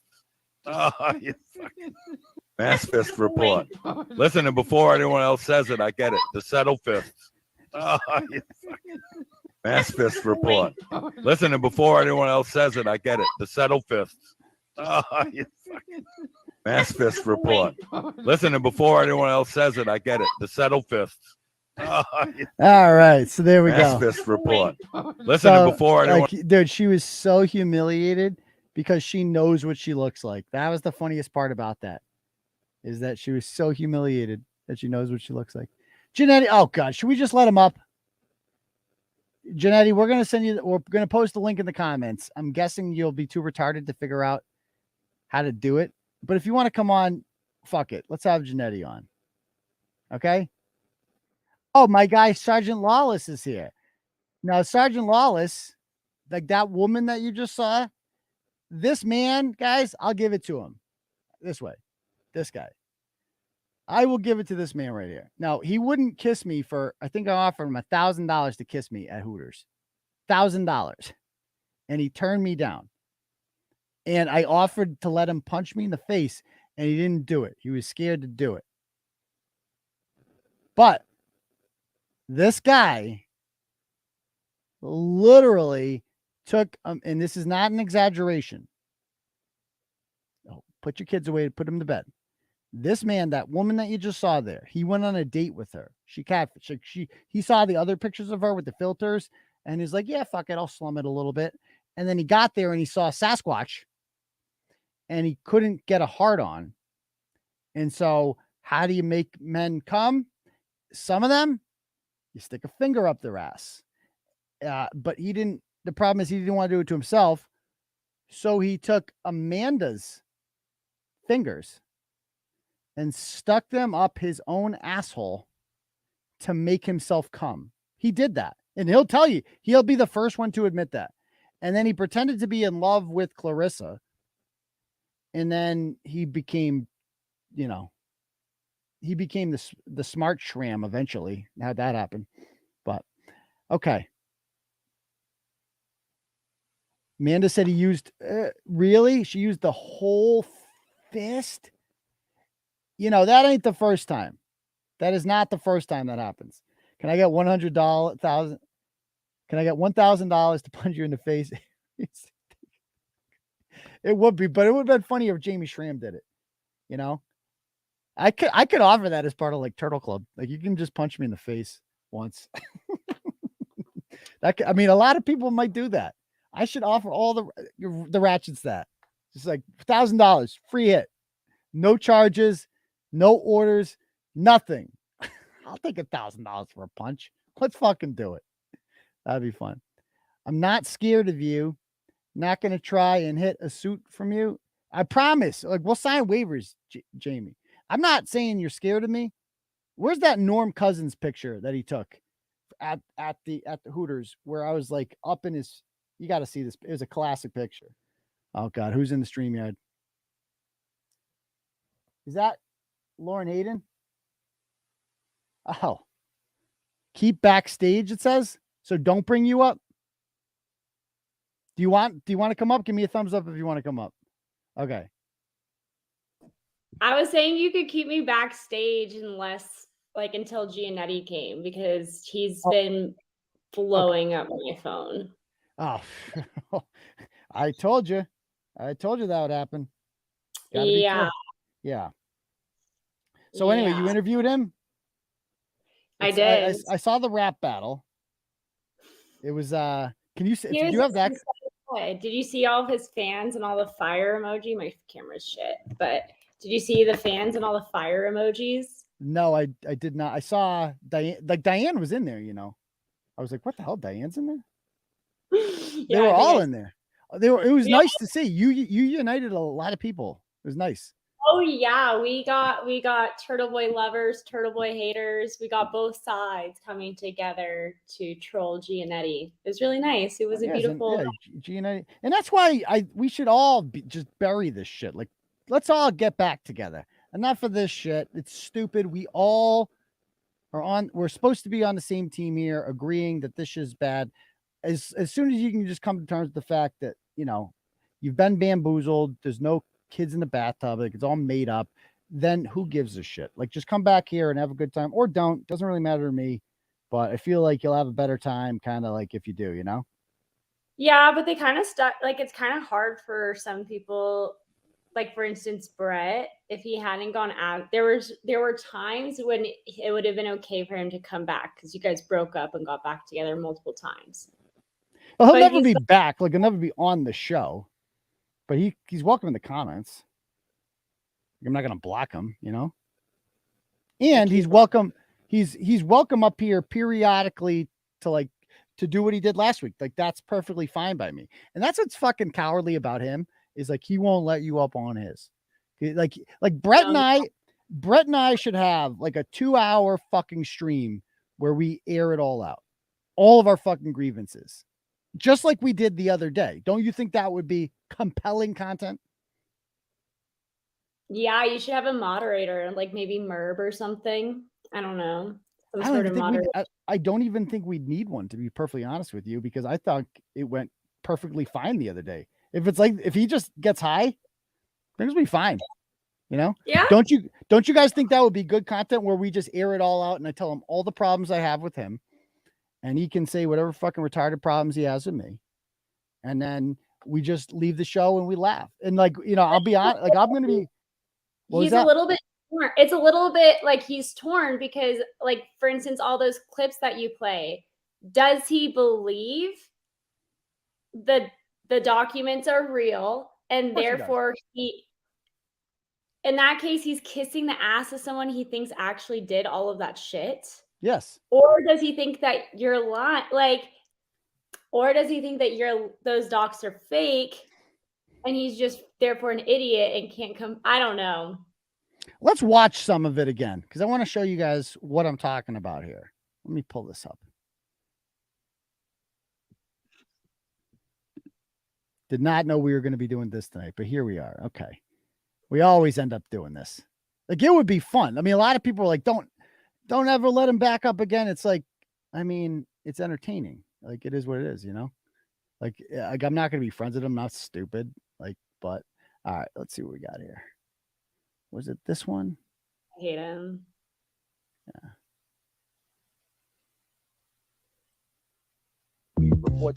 Your okay. Available. Like, I know that if like you've literally hit the bottom of the barrel. Every day for you is a horrible death. Just saying. You're like literally directing people towards her. he had done up until that point, like right. They do. Is that really Bret in the background? Bring them on. I know they would love to porn bomb me. Nothing. I just heard you run your mouth. There we so go. Let's listen to some seemed of a little this. scared I'd porn bomb you. Well, I mean, we've been porn bombed. Have I ever done that to you? No, you have never done that. All right. All right. But it could have been somebody else that wasn't you. Absolutely. I understand. So what's going on? Nothing. The whole Texan kids thing and blah, blah, blah. But I just wanted to say hi. Like he so doesn't let's talk believe about that for a minute. So all right, you want to? Really? Well, let's just, you know why he doesn't want to talk about it? Because he knows he's not stupid. But then why did he bring it up? Well, because he just likes to get his little cheap shots in, but he doesn't actually want to discuss it. Because he knows that there is no texting with the child. Like, that's not a thing. There was no texting. Right.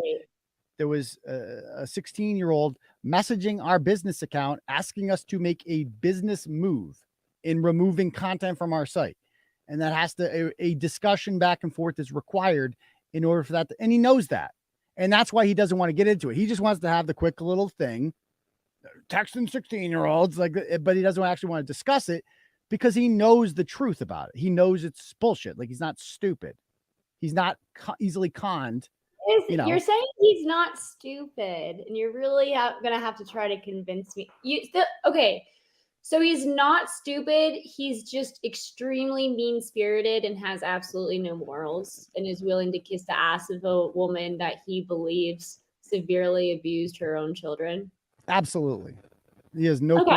You tell me this guy doesn't, like, in his life, hasn't like fucking broken bread with some real scumbags, some real shady characters. Like he has no problem. He's the last person in the world who's going to judge you for your past. You know, God knows what he was like as a dad. I can only fucking imagine. So, you know, but being on Turtle Boy for the first time in his life made him, like you said, he's like Oliver Twist. Like he got to come on here and feel a little bit higher class than he actually is. Right. Well, she's real good at fooling stupid people. Like that is a skill. I mean, you look at her audience and stuff. Hey, you were stupid. I got stupid a little. We made the mistake. I'm talking about the ones that even after this are going to blindly defend it. They'll be like, well, maybe her vagina had COVID. That could happen. These are nasty. Like that's real though. Like, you know, like her followers are stupid, and he's literally become that. And that's what I would love. And that's why he doesn't want to have a discussion about this. He just wants to take his little shots because he knows that, like, if we actually get into it, he knows I'm going to break it down. He knows I'm going to fucking hold him accountable. And I'm going to ask him, like, do you believe this or not? Because the old Bret, the real Bret, doesn't hold back. He says his fucking opinions. So what is your opinion, Bret? Is she a child abuser or is she not? And he won't, I guarantee he won't say yes or no, because he can't now. He's literally neutered. He can't say shit. I mean, you can't just catch up and say hi. Well, I think it's kind of weird. I mean, right. Don't you think it's kind of like it's your show, bro? So this was so bizarre. Thank you for being cordial. I appreciate that. So it's cordial, not cordial. It's cordial. Tomato. So this child who is reaching out for help asks for help. We respond appropriately. Don't say anything inappropriate. Just reassure her that you don't deserve to be abused because she is the victim of abuse. Have you read the arrest report for Andrew Johnson? No. Do you believe that, Lauren? No. Do you know about he hasn't read the arrest report? I do know. I think he has. I mean, because he's so invested, he has nothing to do with his time. Of like, what else would he be doing? Of course, he's read the arrest report. Like Bret, dude, nobody believes that guy. Like nobody fucking believes you don't watch the show every minute of it. We know you watch the show every minute of it because on Saturday night when we were live streaming that woman's fucking the Springfield woman who had the baby show up at her door, that woman, when we were live streaming and we fucking did a turtle bomb on our live stream, we all rated it. And Bret was on there in the comments saying some guy named Turtle Boy did this. Like, so Bret, you gave it away. You're watching, dude. Like, I know you want to troll me, but you ended up trolling yourself. So like, we know Bret's watching right now. We know that he watched the whole Andrew Johnson thing. We know he's not retarded. Like he knows what a piece of shit he is. Well, we don't know that. No, I do. I don't think. Okay, so let's play this. I mean, it's not like I'm unaware of the recent allegations and situations described on your television program. No, we ain't got to do all this. Yes, listen to him. You were just we ain't got to. No? Notice he says, well, I'm just curious. Notice he says, we ain't got to do all this. You know why he's saying that, right? Because he doesn't want to talk about it. He doesn't want to get into the details. He doesn't because he's read it. He knows what's in here. He knows what's in this fucking police report. And he's just like, oh, we don't got to do all that. I know, Bret, you don't want to go there because then he's in an uncomfortable position. He's just like, fuck, Kate is watching right now.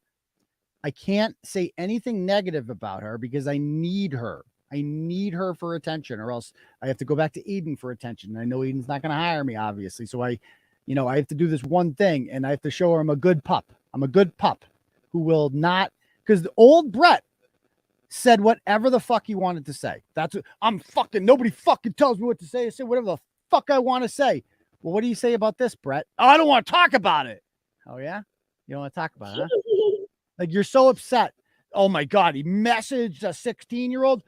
Well, what do you think about pulling a knife on a 16-year-old, Bret? What do you think about that? Is that what are your opinions on? I mean, how hard is it to just be like, that's bad, but he can't even do it. He's literally so neutered that he is not allowed to express an opinion about real child abuse, not like made up child abuse, not kids in bathtubs or anything like that, like actual police reports that led to felony charges. He's got no opinions on that. Is how you can defend somebody. I haven't defended anything. Do you think a child like this should be in the home with the man who pulls a knife on her? That's an easy one. That's an easy one. I don't know. I haven't. That's an easy one. That's an easy one. That's a layup. That's a layup, man. He knows. I haven't read the evidence or blogs about it. So how do you know? Well, you see it right here. It says right here. In the, I'm not reading this, then. I'm not reading. Sorry, so I'll read it for you. I'm not going to read it. That. Says that Johnson held the handle of the blade, and she had her hand on the blade, and he was holding her hand there. He's getting so and that mad. Johnson stated that if she didn't let go of the knife, he would slide it while she held it. Johnson was holding her hand to the blade, and that he had cut her. It later goes on to say that he shoved her, and she began to shove back. Oh, no, that's wrong. And that Johnson had her pinned to the ground.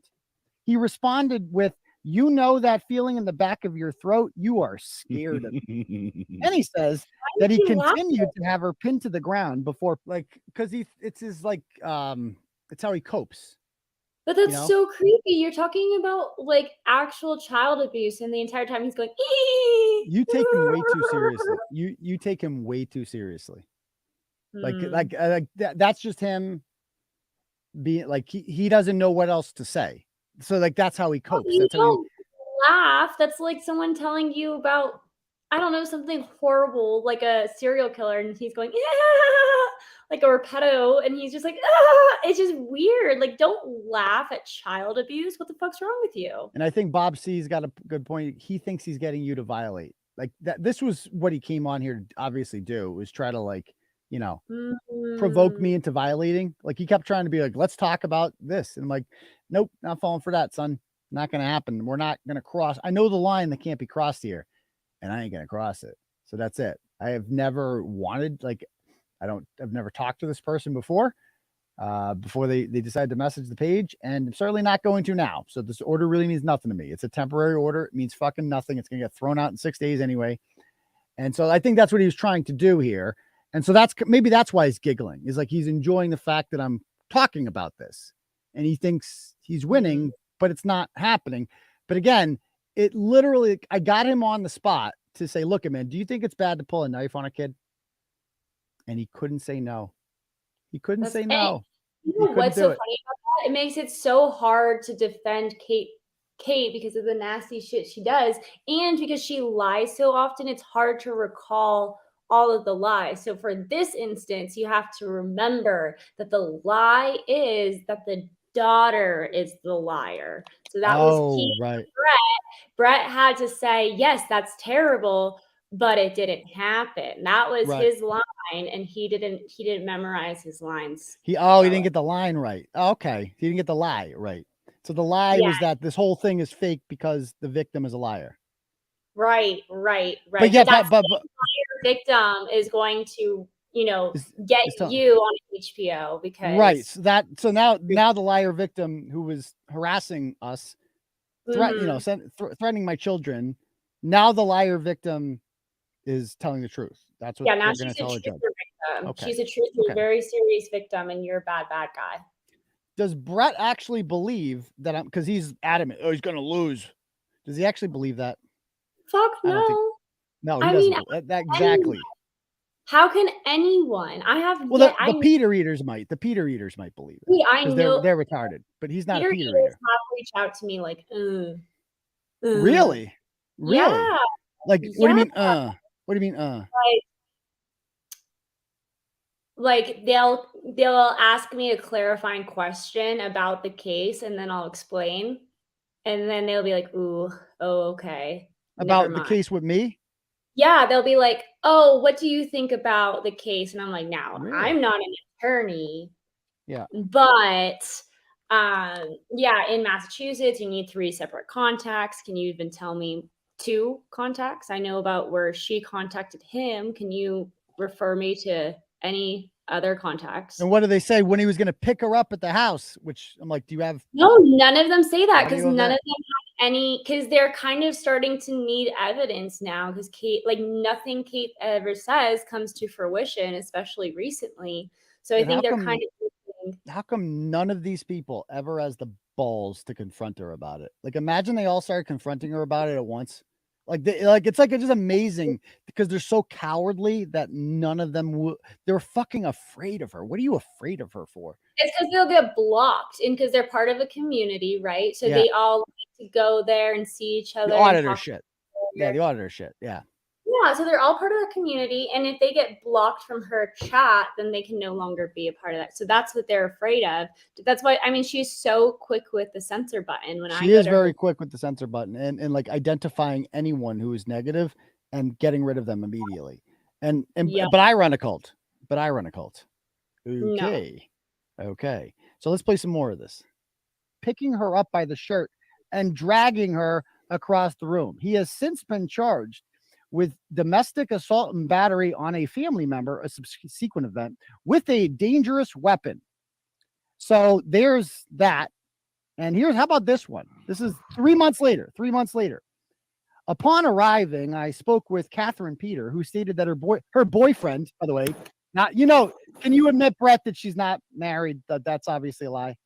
I have no idea. I don't know. Okay, yeah, you're see what I mean? Like, what a fucking pussy! Like, I hope all Bret, you're a fucking fag. You know that, dude. Like, that to me was so emasculating when he had to be like he knows she's not married.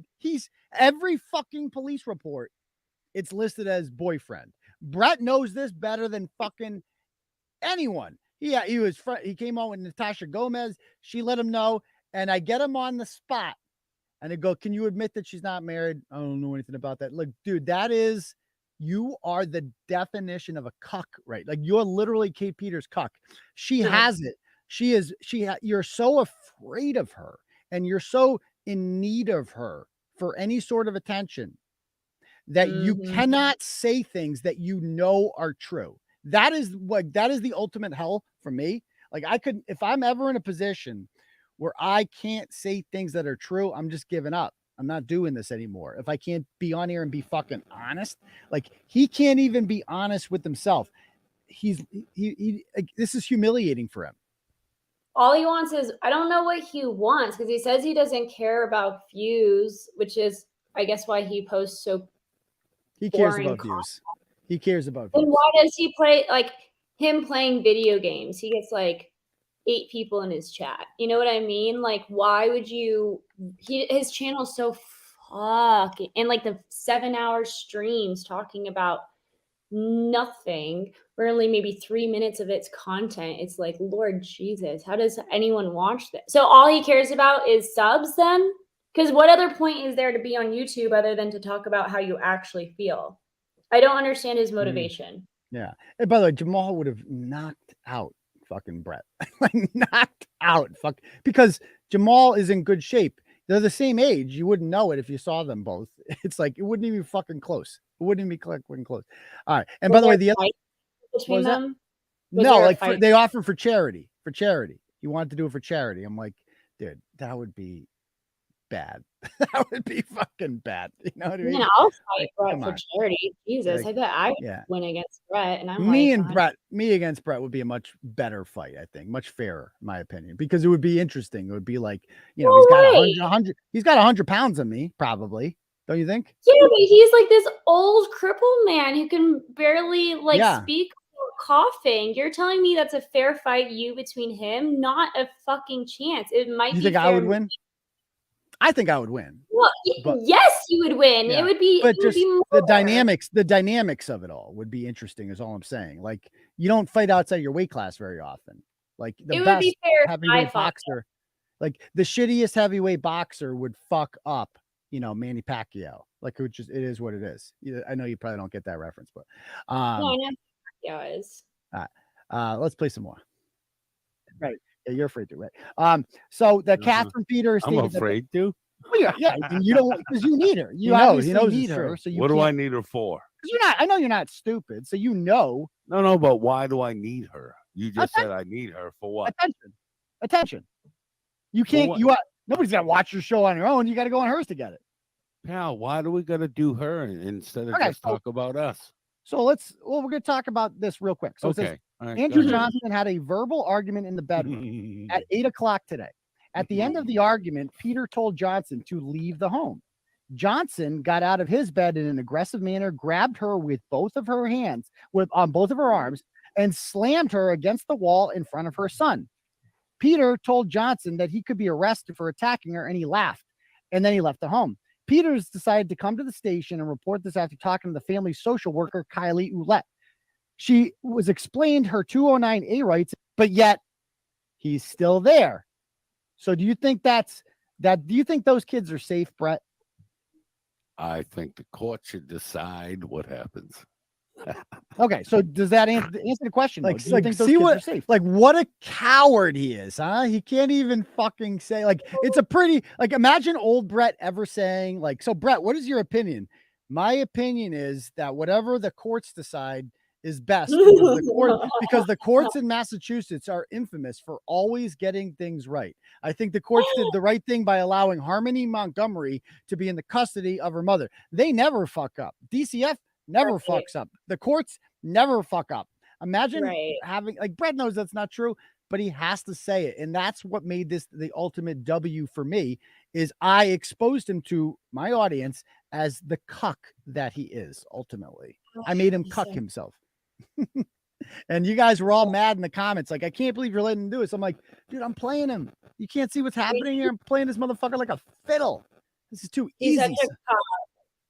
Yeah. He's such a cock that he probably gets some shit in his mouth, and we should probably start referring to him as goop swallower, because that's what he is. He's a little goop swallower. He is. He's Kate's. He has to lick the clit. That's what he is. He's the double clicker. Little goop swallower. Yes. You think they're safe getting knives pulled on them? Sure, why not? So we disagree. Sure, why not? Like, that's what he has to say. That's fine. We've disagreed a lot of times, buddy. Yes, and I think that just pulling knives on kids, to me, that should be like, you can't be around. But you disagree. Okay. So there. So I'm glad we. So how the fuck have you been, man? I mean, are we done with the Kate stuff, or like, notice he wants to avoid that? What's going on? I mean, we spent a lot of time together, didn't we? Online, I think, yeah. Like, that's the thing. You're right. He can never come back from that. It was me and you, bro. Off and on. No, yeah. Was it not? And this is on the the thing. show. It was. Come on. But it's not like you were writing and this is the thing about his the way he pictures like his role in Turtle Boy is just, it's amazing what he believes he did for the brand. Like, he thinks he was this part of the cog that, like, how will he ever survive without me? Like, Bret, my dude, like, we could have this honest conversation face to face, and I think you would agree with me about this. Like, you weren't shit. Like, you were a guy who came on for 2 hours on a Saturday so I could have someone to bounce shit off of. And you were reliable because you had nothing else going on in your life. So I knew you'd be there. That was the biggest problem, is finding somebody that would be there every Saturday night. And I gave you $200, which you never asked for. He acts like, I'm only there because I demanded it. I get paid this. Like, you never once asked for money. I sent you money out of pity. Like, I just started doing it. We had no agreement or anything. I just would cash app you $200, and that was that. So this, like, he really seems to think that he was this important person. It's like, Bret, you were a guy in the comments section who left, outrageous, ridiculous, vulgar things, which I thought were funny, but others thought were offensive. And I brought you on the show to say those things, but you talked like 10% of the time, and that was fine. It was a nice little roll. Just to be clear, do you make your money from YouTube or from the blog? I make my money from the blog. Like, I make how many blogs did Bret write? Bret wrote, like, I think he wrote like one blog in like 2016. I had him write a guest blog, and it went terribly. Okay, so he wrote one shit blog. It went so bad that he was never able to write again. And you make your revenue from your blog. So he was literally fucking useless, is what you're saying. But as far as monetarily, he brought no value to the blog whatsoever. Like, I make just $200. He was just there. Entertainment value for you for $200.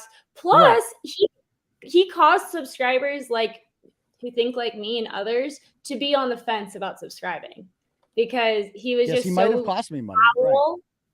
He was so nasty that I was like, Yeah. No, it's very true. Like, normally when you pay somebody, it's an investment. Like, you're getting value back in return for hiring them, right? But with Bret, he brought no, like, there isn't a single person that was like, I'm never listen. Like, I'm here for Bret. Like, nobody was like that. That's not a thing. And if you look, he always like, look at the views. It's way down. Is it? I'm pretty sure I'm getting way more views now than when you were on the show. So he's got this idea of grandeur in his head about the role that he provided on here, but he didn't, obviously. And he actually says that later on. He's like, I ain't shit. Blogs are like doing work. Oh, no, never. I think I wrote 2 little faggy holiday things, and that was it. Right. At best. Right. Yeah. So, yeah, I'm good. How are you? I'm doing pretty good. Better than I used to do. Are you like on Prozac right now, or? No. I'm just high as fuck. Why'd you decide to come on? Honest? Kind of miss it. Yeah. Kind of miss it. That was great. Shut up. All right. Okay. Shut up. No, you don't. No I'm like, way. this is guy really All right. self-deprecating like this? You would never admit that to me if that was true. But you just would never admit that. Okay. Why? Because you could use it as a weapon. I mean, No, dude, I'm amazed. I think that me and that's you. true. Wait. I think me and you both realize there's nothing either one of us can do to each other. No, There never We was. can run a house. We can fucking Totally. talk shit. We can Totally. But in the end, what comes of it? Nothing. Agreed. And that's what made me think he was Agreed. like, I'm like, Yes. that was Totally. true. Do you agree with that? Yeah. Lauren? Okay.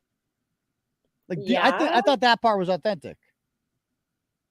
Like, there is nothing that we can do. Like, he's literally being like, I'm shit. I can't do anything to you. Yeah, that's true, but it's not like he doesn't try. He, like, what does he do? Like, he doesn't. Kate tries, at least. Kate fucking, like, emails family members and shit. Bret doesn't do any of that. That was never his thing. He's too lazy to. He's like high all the time playing video games. Yeah, okay, I guess you're right. There's really nothing that you can do. I mean, he just, I don't know. But here's the thing. Okay, earlier you were saying maybe he came, or someone in the comments also said maybe he came up to try to trick you into talking about things that you're not supposed to talk about due to the temporary order. But then he keeps avoiding talking about Kate's. I was so confused by the purpose of this. I just think he was genuine when he's like, I miss it. And I think that Kate came on his show afterwards because I had a comment up from V before. He's like, I think it was the opposite. I think Kate Kate doesn't care about how Bret and I are. Oh, I disagree. There's nothing Kate wants to make sure of more is that than that Bret is hostile towards me. Like, she needs that to happen.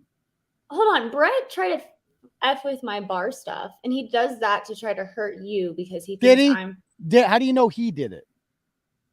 And not just said he did it. Yeah. Like, Bret would, what's he gonna call? What's he gonna fucking do? He wouldn't know how to fucking go about doing that. Call. There really is nothing that you can do, but people try for sure. I guarantee he didn't try. He just talked about trying to fucking get to you, and it works with you. He gets to you for certain. Don't let it. Okay, if you look at his page, he's constantly talking about me, like, and you, but like he does it to try to hurt you. Okay, that's fair. Right. That's KRV. Okay, let's play some more. So this is an interesting revelation. So where do we go from here? Oh, well, there's no like path ahead or nothing. Like, that died years ago. We both know that. You know? It's just that's true. At this point, I just don't think, especially on your end, like, you've been on, what was that Tim Pool. He knows what it is. Like, you're making moves. He's looking at a compliment to me. This is great. I get a handful of viewers now and then when I talk about current shit. That's it. He wants I'm a fucking mouthy asshole from Worcester, Massachusetts, that for some reason is gifted an audience of people that like horrible jokes. Right? From Would me. you agree that that's from a me. summation of All my of your channel? fans are from me, Bret. I would definitely agree with that. It's like, so that why was keep true. mentioning me? This is what he's mad because you're mentioning me. No. The other. He wants you to stop playing the video. He wants me to stop playing. That's all this comes down to. He wants me to stop playing those videos. And now that I know it gets to him, I'm gonna play him twice as much. That's because he got high and he came on here. He showed me way too much weakness, and obviously I'm going to exploit that now. Like, or it's like, but again, with him, I just feel like from this point on, nothing's personal. Like with him, like I'll never hate him, and he'll never fucking hate me. But we have to do this thing now where it's just like, fuck red meat. To you do, yes, you do, because you're a chick. It's easy. It's different with women, I think. The day when you guys doing take the shit whole more personally. Kate's kids thing, you at some point goes, oh, Bret would handle that different. Like I literally had nothing to do with it, buddy. Now I'm being real. Now listen. You just admitted that this is the most honest. No, he's still a thing. I've been right. He got arrested. Yeah, This is why mention me then? I'm blown away, to be perfectly honest with you. Why mention me then? Well, the only reason that comes up is because she's pretending that, she's worried about like her kids in danger, and she's pretending all this. And so I play that audio to prove that like clearly she doesn't care. Clearly she doesn't care. Dude, no, but during your show with you and the kid, you said Bret would have handled that phone call different. No one had mentioned my fucking name. He doesn't like this because and you had to throw that Bret would have handled that call I don't even remember what you're referring to. Okay, Saturday night you did a show where you showed the text between you and the crazy kid, right? The crazy Crazy kid. kid. Okay, that's during interesting. That, I didn't miss that you part. Had a little moment. What was that? Yeah, I heard that too. Crazy kid. So wait, I just picked up on that. She's crazy, huh? What do you mean by that, Bret? What does that mean? Crazy kid. Why is she crazy? Why? I thought she was a victim. I thought you were the awful man, and she was the victim.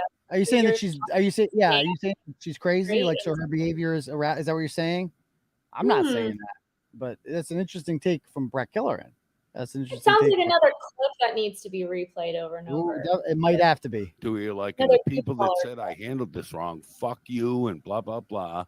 Bret would have handled this different. Oh yeah. I had nothing to do with it at that point. He's so mad. Well, just because you've made comments before about like, like I mean, do I have to play it? You can. I mean, you love doing it. Go ahead. He thinks that's the only. This is the setup part. He wants me to play this fucking clip to where this is the setup. This is the setup. Oh, they're lucky I don't let my daughter say her piece on. Like, I think this was the setup part. I think he came on here to try to get me to say something negative, like to violate the order. And Kate's so retarded that she thinks that me playing a clip of Bret saying something is a violation of the order in and of itself. When this was happening, you're the one that sent me the screenshot of her in Discord saying, oh my God, he's violating right now. Wait, I just talked to the police. It's finally over, guys. It's coming to an end. He's going to jail. There's a warrant out for his arrest. And then the next day she woke up and she's just like she's like, I talked to my kids this morning and I said, it's over, guys. He's going away. Like, no way. She might have actually said that to them. You would imagine like putting your kids through that roller coaster of emotions, especially. I never will. Yeah. My kids will never know who 𝗟𝗄𝗄 is ever. They will never fucking be involved in any of this. I will never tell them about her. Like, 𝗟𝗄𝗄 is never mentioned in our house. When she sent that email the other day to the mother of my children's work, you know what she said? You know what the first thing she said to me was, who's 𝗟𝗄𝗄? Who's 𝗟𝗄𝗄? Like, she had I'm like, she's the crazy bitch that fucking sends shit here. Like, she doesn't know who the fuck you are. She wants nothing to do with you. I had to explain to you. To have tea with her as well. Yeah. You think, like, Kate, you're low class, like middle class, respectable members of society don't drink tea with you or associate with trash. Like, you're low class. You're like way out of your social circle up here. You're not welcome in Holden. Like, no, Holden doesn't want you here. Like, you're not welcome. You can't afford to live here. Get the fuck out of here. Go back to the slums of North Attleboro where you belong. You know? I dare you, kid. Listen to me, Kate, you fucking dumb cunt. I dare you. Dare you to let that little fucking psychopath out of her cage. Yeah. Go ahead. I dare you. I dare. I dare you. Yeah, by the way, I'll give her to Kearney, you little fucking cunt. Keep fucking with me. What are your thoughts on Bill Cosby? I guess that's what I'm saying, was that like you would now listen, Wayne's World on meth. And I said this on my shit, not that anyone watches it. I said those things and I 100% own them. Okay, who talks handing a child over to Connie. Especially like now I have nothing against Connie, but there is a rumor going around. I don't know if Bret started it or if Bret believes it, but that Connie has harmed a child. So that comment is so disgusting. If he believes Connie is the type to hurt children, and then he says, just nasty. He's just a nasty person. And he was like that when he was on your show. But that's the whole point. That's his whole, like, he'll understand this man has severe fucking mental issues. Like I said, I made a comment that this man's never had a grown-up relationship in his life because he doesn't know how to, because of the, like, whatever fucking shitty things happened to him when he was a kid, whoever fucking stuck a broomstick up his ass or whatever. He did a 2-hour stream crying about that. Like, it really fucking got to him. He's so simple at the end of the day, and he's just. Is he a college grad? What was that? Is he a college grad? Is he a high school grad? No. No. Bret, GED Bret, no fucking way. Is he? That's a fun. That was funny. You were kidding, right? That's up there with it. Was it a ferret? That's like, did Bret go to college? Is about as up there with what is that a ferret? Basically, it's like, did Bret go to college? Okay, that's we're gonna clip that one. That was authentic. What you were saying, 100%. I was being paid for a job, and I did my job. Well, you're saying that. So you're saying that wasn't authentic. Meaning what? Like, did you not? Like, were you putting on a show? No. I hated her at the time. At the time. And I loved the fact that I had an open forum to trash the people that I perceived as an enemy. Absolutely. And I own every fucking word of it. I just want to address the people. A lot of people in the comments, they're like, don't trust him. This is not. What am I going to do, man? I'm not here to, like, he's not back on the show. This is just interesting content. Of course, we're going to talk about this. So Kate sent, but what's he gonna do? I mean, what are people worried about is gonna happen here? That's what I want. All right, now Aidan, you can relate to this. Well, your friend Brian Nolan saying Kate sent them. Does anyone get to send me anywhere, dude? Like, besides our relationship, I'm not an attack dog. Like, no one gets to send or tell me to do something. I never made you do anything. You, like, that was always you. No. You were the guy in the comments. Nah, that's dumb. That was all. But I just think that my issue with you, my biggest issue is that, like, I was disappointed because I'm like, this guy's just not authentic. I'm like, you can't just go from that guy that we heard there to just all of a sudden being like, Kate, you're so great. Your blogs were the best blogs. He actually said that. Your blogs are the best blogs. Agreed? Fair. Okay. Fair. That's all. So I don't. But now you have kind of made a point in your programming and in your brand to say, like, I'm. Listen to this. The reason you have this not platform at the level of Kate is because of me, her, and everyone else. No, I think that's an accurate fucking statement, man. The only reason he really blew up the way that he did for the short amount of time that he did. Only reason you have this platform is because of me and her. He actually fucking like it, whether we don't like it. You give us the truth. And watching these people rally around that was something special, man. And I might be overstating it because of my relationship with you or whatever the fuck it is. Call me what you want. I could give a fuck. Bring it. But that's what makes me know this is real. Mm-hmm. Like, this many people don't get snowed. You know what I mean? They're not all trying to fuck you. You might think they are, but most of us are guys, and we don't want to put our dicks in you. We're not all Ralph. So it's it's not a bunch of unfuckable people just trying to have sex with you. It's people that appreciate the content you bring into our lives. Mm-hmm. That's a different animal, son. Yeah. Come on, man. Come on, dude. Like, how do you, with a straight face, say lick my balls for years? You know, in the message, he used to message me after every show and thank me. Thank you so much just want to say thank you. I know, you put up with a lot for me. You took a chance on me. I'm forever grateful for it. And after the breakup, I'm like, oh, I can't wait to screenshot all this and use it. He deleted he unsent every message he ever sent me because he knew I would fucking use those. Like, that's how pathetic he is. Like, I could go on all the Bret Killer messages and they're all deleted by him because they were all positive. That's how much of a cuck he is. He can't admit, like, he's embarrassed of that. He's embarrassed of that. Like that. He's so much simpler than people understand, I think. It's like a genuine breakup for him. Oh, it hurt him. Like, but he's just so simple to understand. Like, mentally, like, he needed to see a therapist after that. But instead he went on YouTube and it was just, and he pretended, I'm so fucked. How many times did he say, we're so fucking happy over here. We have so much fun over here. Oh, it sounds like you're having a lot of fun for sure, dude, by telling us how much fun you're having. Okay. But like, I'm the bad guy, you know, like as if me and you have never had those shows. Do you remember the one with 420 girl? The one that put the, dude, he's reminiscing here. Yes. You remember the one of our favorite ones with, what was it? Syndrome of Downs, the ACL rapper, whatever the fuck it was. Yeah. IEP and now Diddy. all of a sudden, here the fuck we sit, right? MC Spectrum. Yeah. I wasn't expecting this, to be honest with you. And dude, the texting her little mental baby, son. Texting. Here we go. We were messaging. And by the way, you know, those weren't all he responded to her, right? I don't know that because yes, I'm not in that inner circle. Yes, so you do. I can't say I know that. But listen yes, to me. You do, Brett. I admit it. I know you don't watch my shit. But I said this cunt reached out to him first. Correct. I did my diligence, son. I looked at the shit.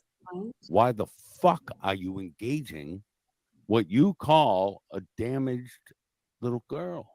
Like, that's crazy, man.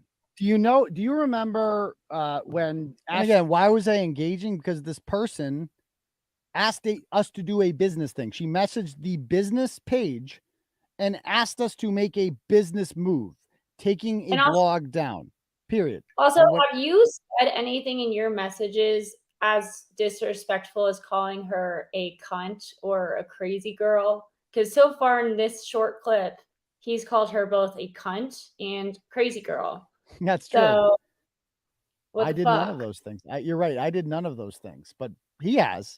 But I'm the and Kate's hearing all this, but she doesn't give a fuck about her kids. Never has, and so she obviously isn't bothered by any of this. She just doesn't like me. She can't silence me on her own. She knows the things that I'm saying about her drastically hurt her reputation in the YouTube world, and that she is losing subscribers and she's losing followers. And she doesn't want to have to buy subs again and all this shit. And she knows all this. And so this is why she wants to silence me, but she can't. So she's going to well, let's try using the child to silence him. And I'll write an affidavit. I'll pretend that she's scared. I'll do all this stuff.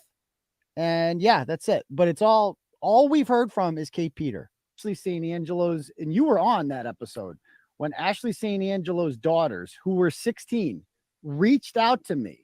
And that was the shim, right? That was the shim. Yeah. And this was the post that they made that I'm not actually missing.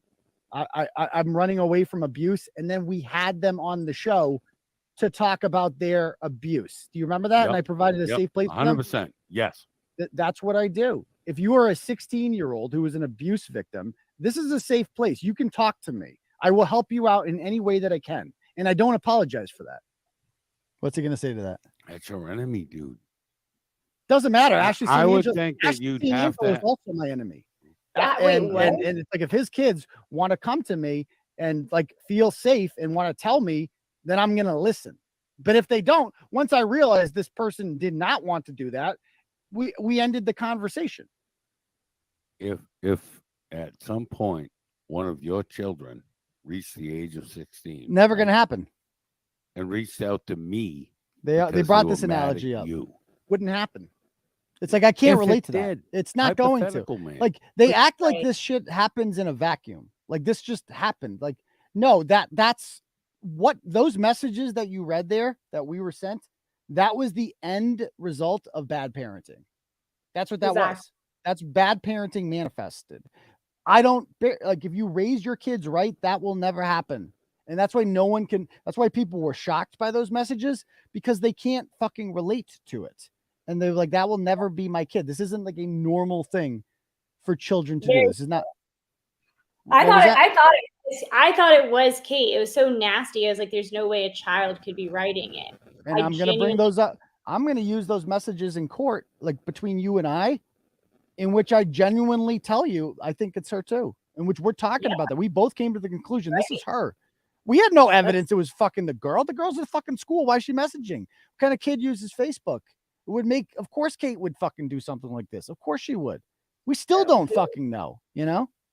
What teenager uses Facebook? What high school kid is like, oh yeah, let me open my Facebook account? It's Instagram and TikTok. What are you talking about? Like, will this person have to you have a TikTok account. Why isn't she messaging you on TikTok? Did you check your TikTok messages? Yeah, because if she interesting. And then also another annoying thing with this, Bret just keeps moving the goalpost. He's like, you shouldn't talk to a 16-year-old. And then you're like, well, I talk to 16-year-olds to help them here. He's like, well, not the 16-year-olds of enemies.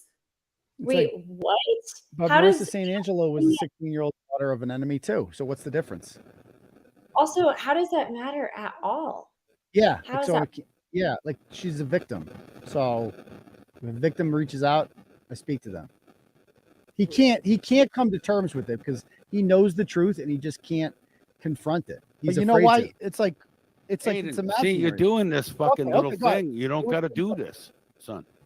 But you understand, it's like if you're raised right, that won't happen. Right. My kids won't know who you are, Bret, ever. Kids that grow up in normal homes, they don't do that. Yeah. I didn't grow up in normal homes, and you found it was more than acceptable to have me as your co-host for like 5 years, right? Yeah, I thought you were funny. No, I stood up for you. Wait. Thought though is that's not a real answer. You know I'm funny. You have your moments. I'm not gonna lie. Okay. You had a lot of moments. It would clash. Like there's certain things that you would not be a good fit for. I think 100%. Right. And so, but there were times where a lot of times I thought you were hilarious. Now, I took a lot of shit behind the scenes. A lot of people were like, this isn't, and I'm like, and I stood up for you. And that's why I was pissed when you left. I know. Because I'm like, I stood up for this dude when no one. Actual shit, man. What did I say exactly? Oh, he's so mad. Who cares? He's so mad. Listen to what he's mad about. Because you were saying things behind my back. Listen to this. What he's mad about. To me before it shows. I don't. This is insecurity. 𝗟𝗲𝗴𝗋𝗃 6 years ago. I don't remember, but if I didn't want you on the show, I wouldn't have had you on. He's mad because some chick named Ashley Acevedo. I guess I ranted to her about Bret one time. I'm like, oh, he's fucking unreliable. All the shit. She showed him the messages. And he's so mad about that 6 years later. Like, that's what insecurity looks like. If you're still thinking about shit like that. Like, this is an insecure man. And can you blame him? Okay, after those messages, you had him on the show for how long after that? Years. So then what the fuck? Like, how would that be something on your mind? Why would you? Because he's insecure. Crazy. He's sad about it. Like, he's like, remember that one time? Like, that's chick shit too. I mean, that's what Sarah Roy fucking got on him for. Like, it's like, dude, you're acting like a chick with all this. Like, this is very feminine behavior, the shit that you're doing. Like, not gossiping, not just talking to, you know what I mean? Somebody hearing him out, hashing him out. Like, you're kind of a chick, and he knows that. He's very insecure. I've never seen a more insecure person in my life than him. But I did. Right. All right. You know, that's all. I mean, he's welcome whenever he wants. Whenever he wants. But I also realized, like, after a while, they became so comically stupid that I'm like, I'm not even addressing this. Like, you're like, he sucked Lauren Laguna's boyfriend's cock and had her come. It's like, okay, well, we're not. This is just getting ridiculous now. Is that true? And so it's like, I don't even give it. I stopped taking it seriously. Like, it was weird. Me and you were like Putin and USA right now in the 90s. We're like at a Cold War. See, stop right there. No, we're not. Like, that's the thing about him. He dude, you know what? Putin and Russia and the United States were rivals. They were equals, right? Like, they were both threats to each other. Well, Russia was actually kicking our ass in the space war. Like, you are like, I'm USA and you're fucking Azerbaijan or some shit. Like, you're like some fucking ass fat. You're some country. You're Burkina Faso, motherfucker. That's what you are to me. You're Nepal. You're some random country that doesn't fucking matter to anyone, that just exists and nobody cares about. So, you're not Russia. Okay. Kate's not Russia. Like Russia is like Rachel Rollins is Russia. Something like that. Like, that's my fucking Russia. Like somebody who actually has real fucking power who I go at. You're nothing. You're just a guy on YouTube who I, occasionally crack jokes about towards the end of the program. That's it. Would you agree with MCG that? is Russia too. Putin was, All right, go ahead. I'm saying your reaction to me talking about you usually is to just do a rant about me, as opposed to coming on here and talking to me in a calm manner. This is different. I feel responsible for the Kate shit. There it is again. What do you mean? Because and this is gonna sound shitty, but most of your best lines as insults to her came from me. This is all he cares Fiddler about. Okay. on the roof, fucking like I don't use those like lines. the real good joke. I'm not saying yeah, that. you don't have to. I've never used but that those term. are my lines, and that's you play He gets those mad in my those. voice, right? Imagine like having that much pride in yourself. Like, I'm the one that called a kid the fiddler on the roof. That's my line. You can't use my line. Only I degrade children like that. It goes back to him thinking that he's literally what made your show. Right. Like Exactly. he's a drag on your show that you paid $200 to keep around because you thought he did like 3 other people in chat. Right. Right. It's like, and I don't need him. I don't need any co-host. Like I'm fine doing this alone. It's not a big deal. I thought of I'm like, I kind of like doing it alone, to be perfectly honest with you. And so if people want to come on once in a while, that's cool too. But like, I kind of like just the Turtle Boy show, like we don't need anyone else. Yeah. I mean, I played the clip of you saying it. Yeah.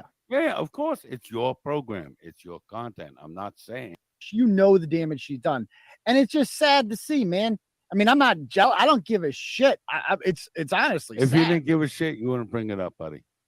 Don't bullshit. Like, we're both here, right? You don't have to bullshit. I'm not gonna bullshit.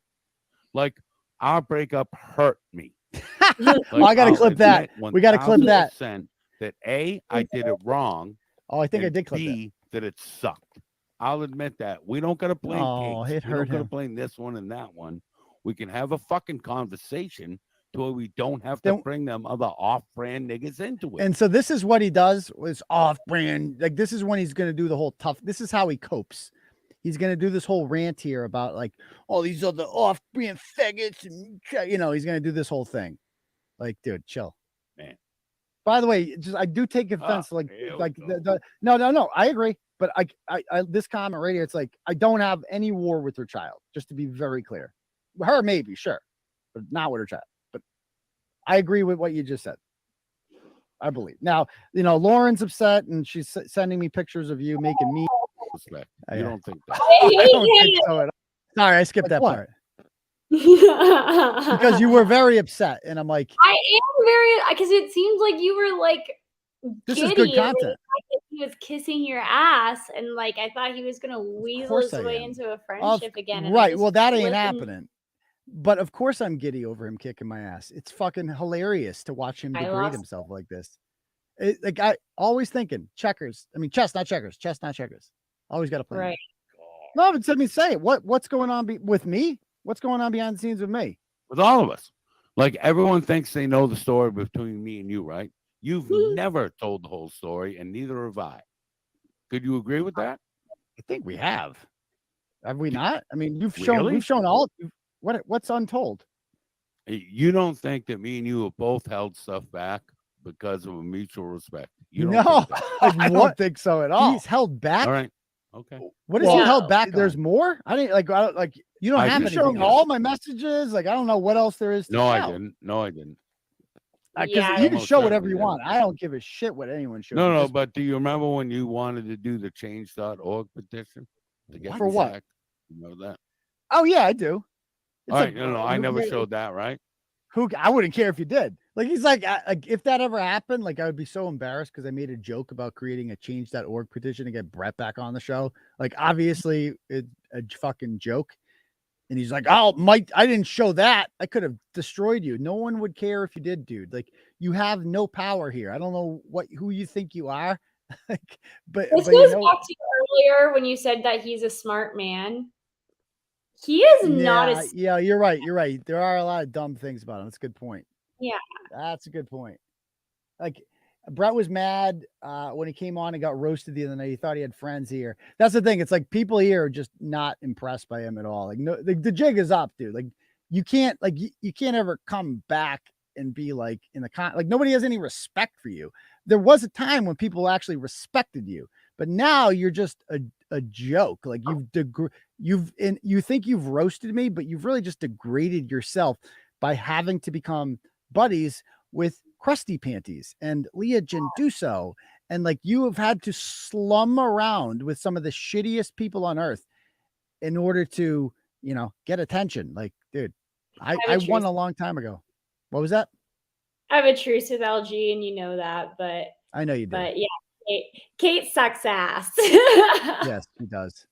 No, because that was meaningless. That's meaningless bullshit. I don't Right. care. That's not a big. Like no one cares my about that. relationship with you isn't for everyone else. What? You know what I mean? No. Like the things, and I'll be honest as fuck here, the things I hate the most about you, I've never talked about. Oh, really? And I honestly don't think the things you hate or feel hurt. I don't hate you at all. Like, you don't matter I enough. don't think you talk. You don't matter enough to hate. No. You have to right. You have to Dude, matter you to took me hate to someone. court. I shouldn't have done that. And when, like a lot of people were mad about this when I did the whole like Lauren, I regret doing the court thing.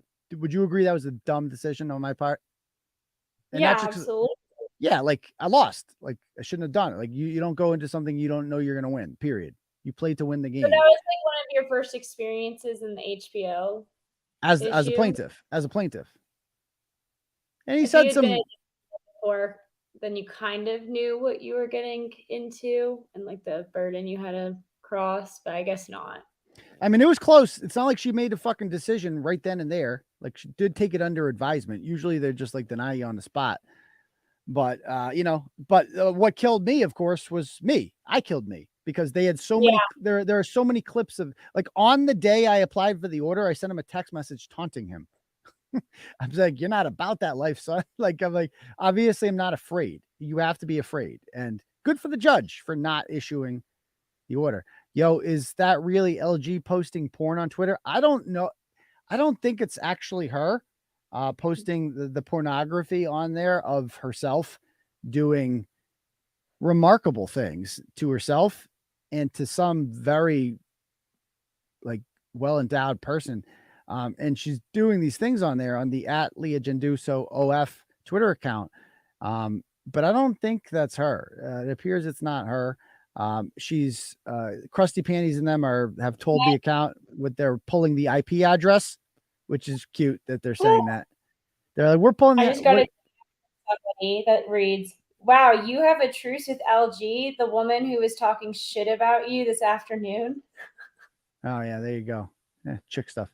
But anyway, yeah, it's like, oh no, you can't trust them. But yeah, I mean, it's like, so I don't know if that's her, but I honestly think it's Chrissy. That was my theory from the beginning with that account.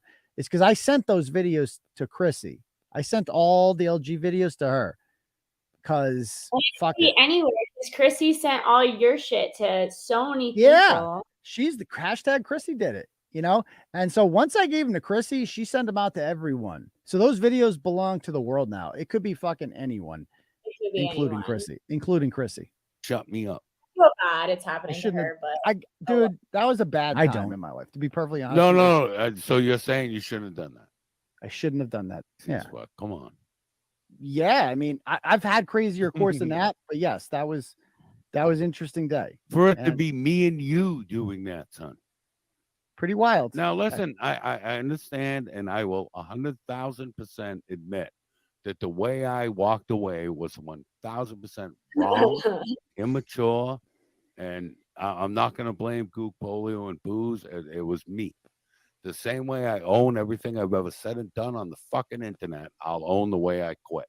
It was wrong, disrespectful, and I apologize. How about that? How about that? In December, when you first left? The only issue was the stuff me and you were saying about each other. I'm going to be 1,000% honest, man.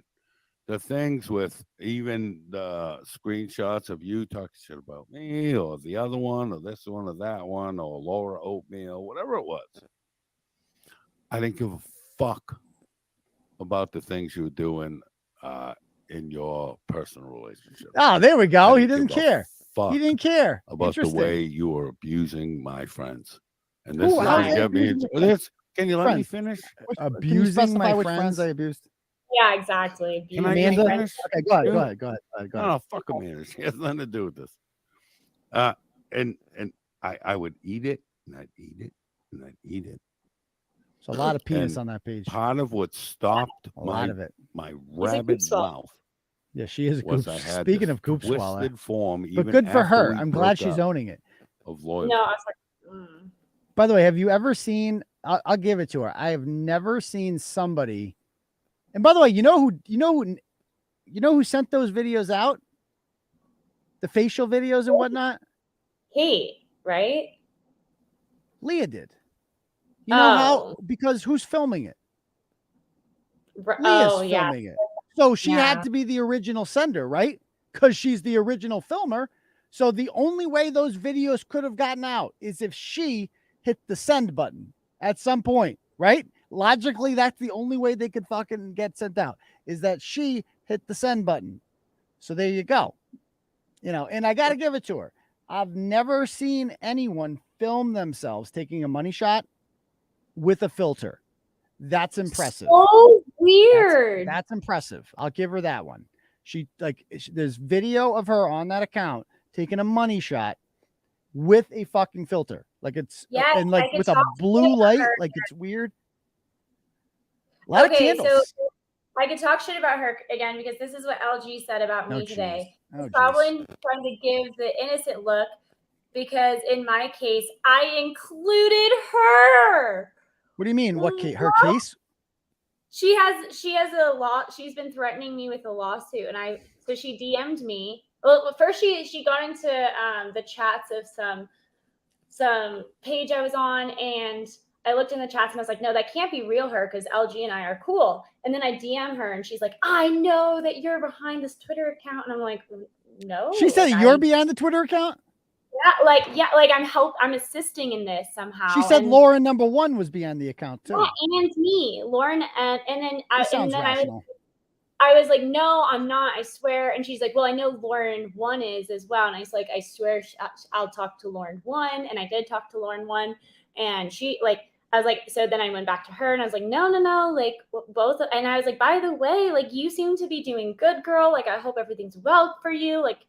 I know you and Aidan aren't good, but I hope you're doing well in life. And then she said that she wouldn't include me in the lawsuit, but now she's telling people that I'm included in the lawsuit. Okay, and now there's no lawsuit. There's no lawsuit, dear. And FYI to any trolls in here, for the record, I advised her. Her name is mentioned in my affidavit. She's well aware, so don't waste my time with the screenshots.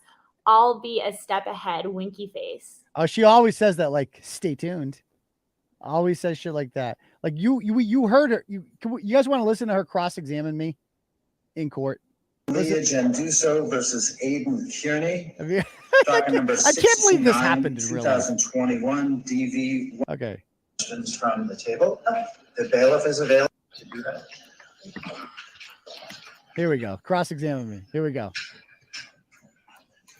So this is me.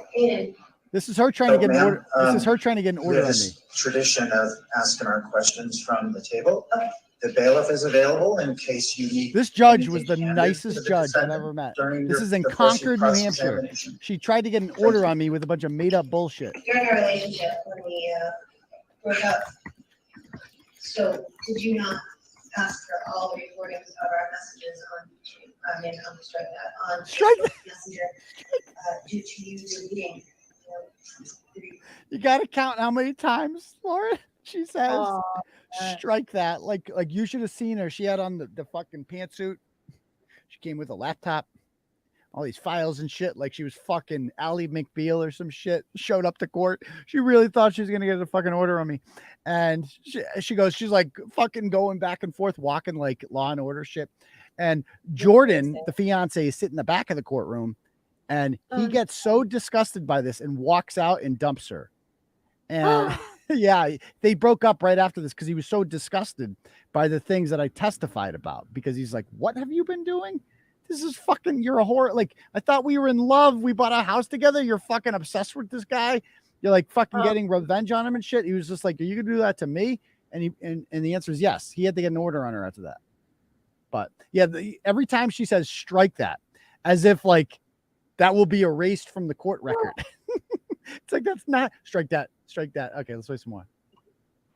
The messages before because your wife was looking at your laptop. Yes, I did ask you for the recording of How our. many times did you ask them for those recordings?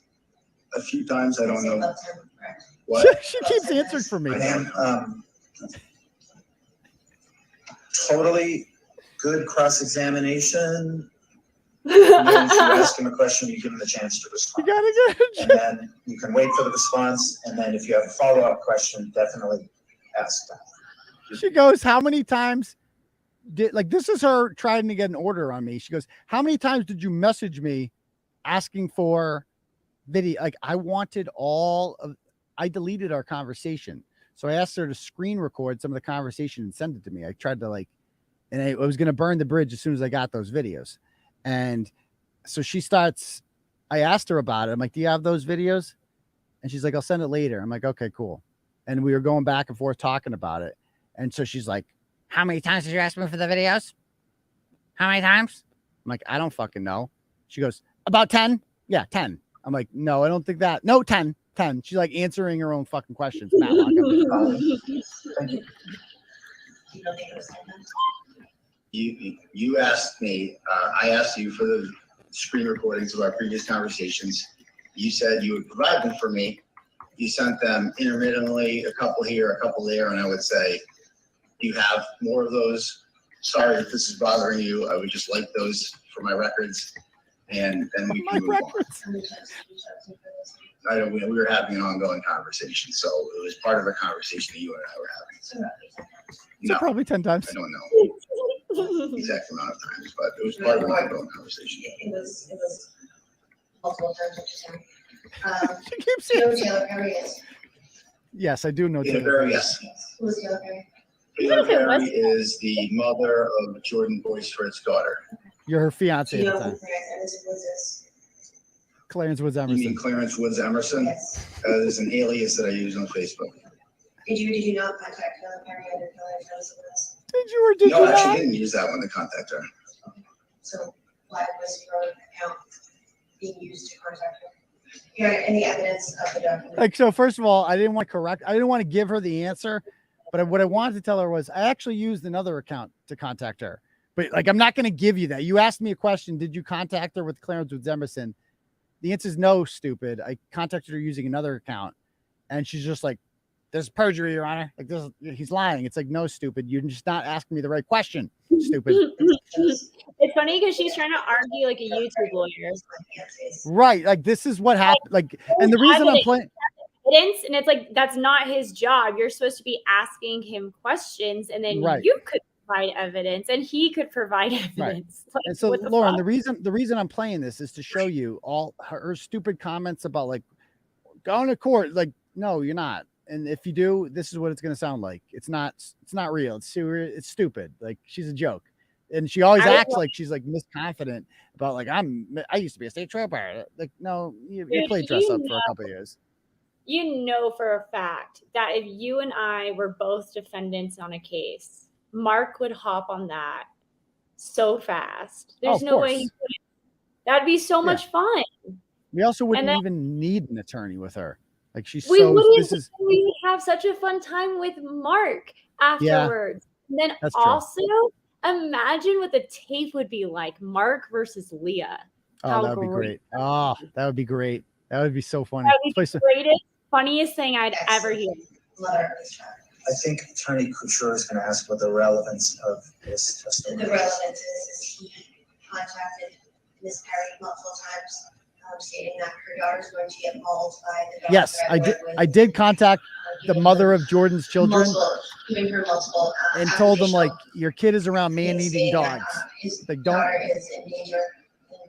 She was. She gave fear for her life because of me. Like, how is this grounds for an order? I contacted a woman and I said, just to let you know, your 6-year-old daughter who's being used for propaganda on Instagram by this strange woman who just appeared in your, baby daddy's life. She gets mauled by dogs on the regular and seems to have no control over them. So maybe you shouldn't allow your 6-year-old over there. Like, of course I did that. And so this is why she tried to get the order. When your nickname is Chew Toy, you shouldn't be allowed both dogs and children. You get to choose, because you can be a chew toy, but you don't get to make children chew toys. Right. And so, like, of course I'm going to tell this woman and warn her about that. She thanked me. And of course the woman contacts Jordan and is like, what the fuck's going on here? And Jordan's like caught in the middle. And that's when she loses her mind and sends out the videos. That's what caused her to do the videos.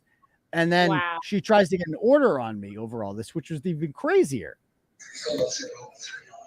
It's him attacking my family.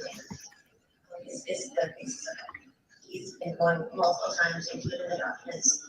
He's gone after them and I'll permit the question. Ms. Genduso. He's like, just get it over with.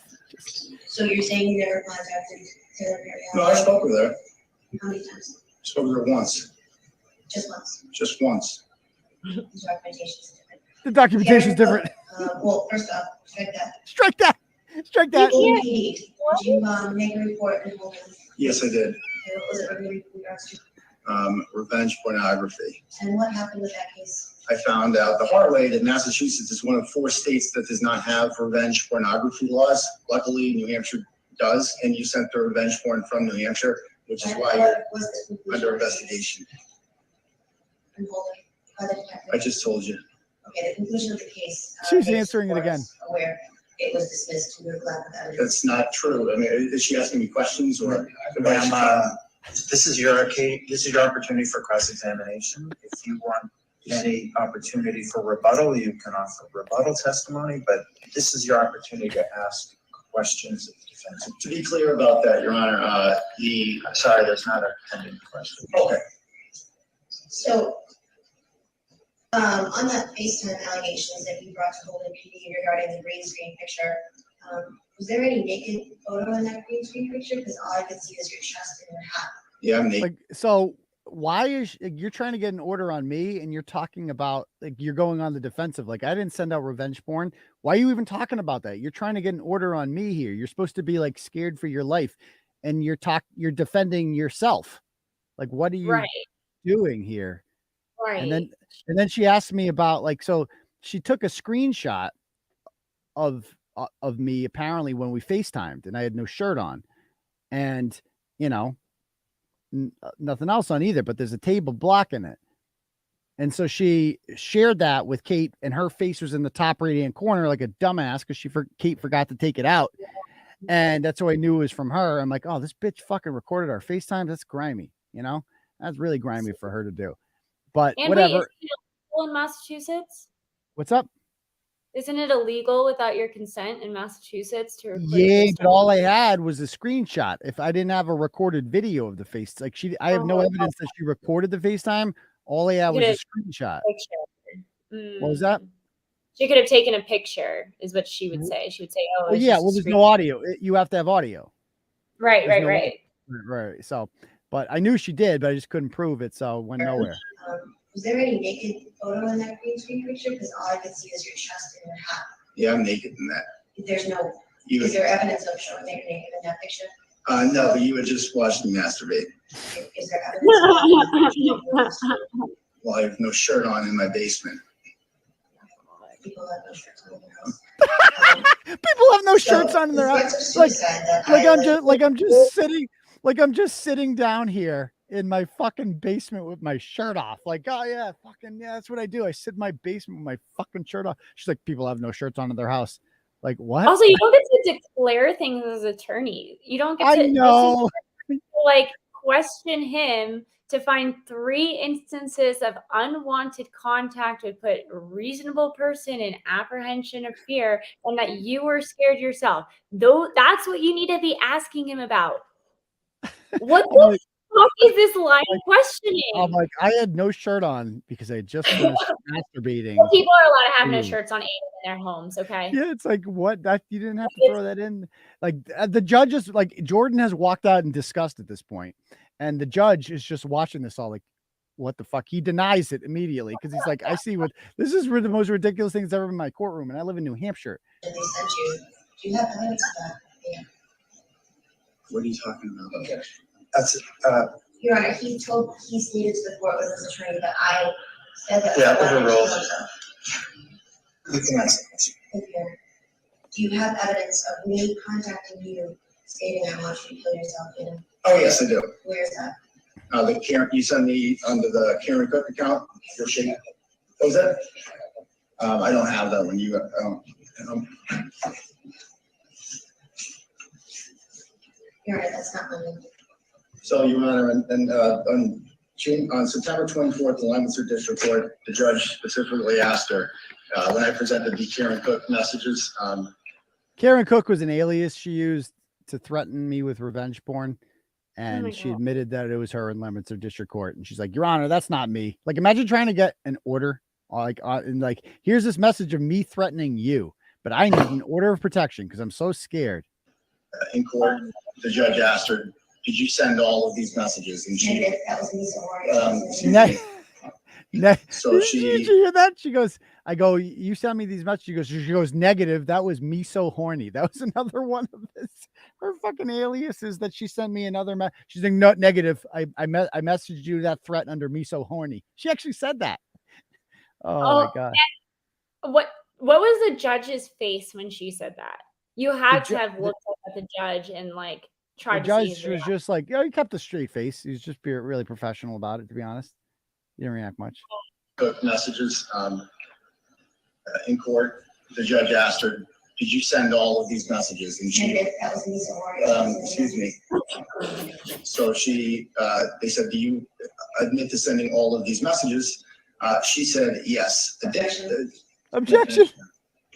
Well, Ms. Genduso, you opened the door to this line of inquiry. I think your question was, do you have any evidence that I asked you to commit suicide? And I think he's allowed the opportunity to respond to your question. If you could just narrow your response to what she asked you. Yeah, we do have evidence. The Karen Cook message that you admitted in Leominster District Court that you sent specifically tells me that you want me to kill myself. Okay, so you're telling me that I admitted to being Karen Cook in Leominster because that is not correct. Yeah, you did. We can pull the transcripts if you like. Can you guys stop? The judge ends it. The judge is like, who's Kimberly Lynn? Like, why are we talking about Kimberly Lynn? Somebody I've never met in real life. She's a Facebook friend. Is she a former blogger or yours as short-term? Yes, she was. Did you not send illicit pictures and sexual messages to me online? She's so jealous of Kimberly Lynn. Did I send them to Kimberly Lynn? We had a friendship. Did you not send her illicit pictures or sexual conversations online? No illicit pictures, no. No. No, that's correct. Have you sent illicit pictures to other women before online? No. You've never told me that you sent pictures. I've never done that. Just you. You're the only one that has that video. She's trying to be. Not right now. The judge has had enough. You can step.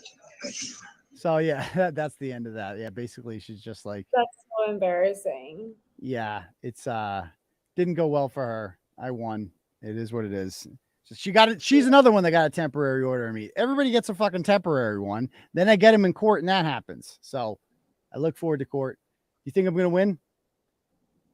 Yeah, I said to my chat, I'd give $500 to anyone who wants to bet me.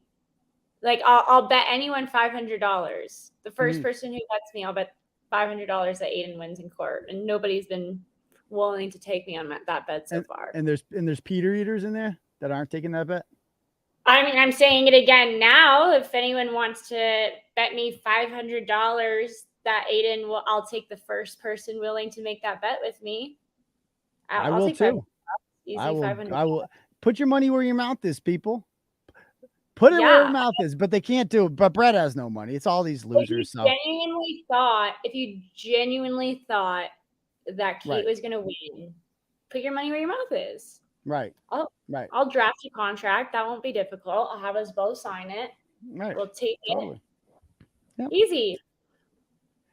Yeah. Well, you know what, guys? We're going to call it a night because it's almost fucking 1 o'clock. Holy shit, these streams. But thanks for joining me, guys. Sorry I was late again. And we will see you guys all. We'll see people on Turtle Club Thursday night. We'll see everybody else this weekend. I think I'm going to do the live show on Sunday night, guys, because the Final Four is on Saturday night. And I really want to watch that. So we'll see you guys soon. Peace, Turtle Riders.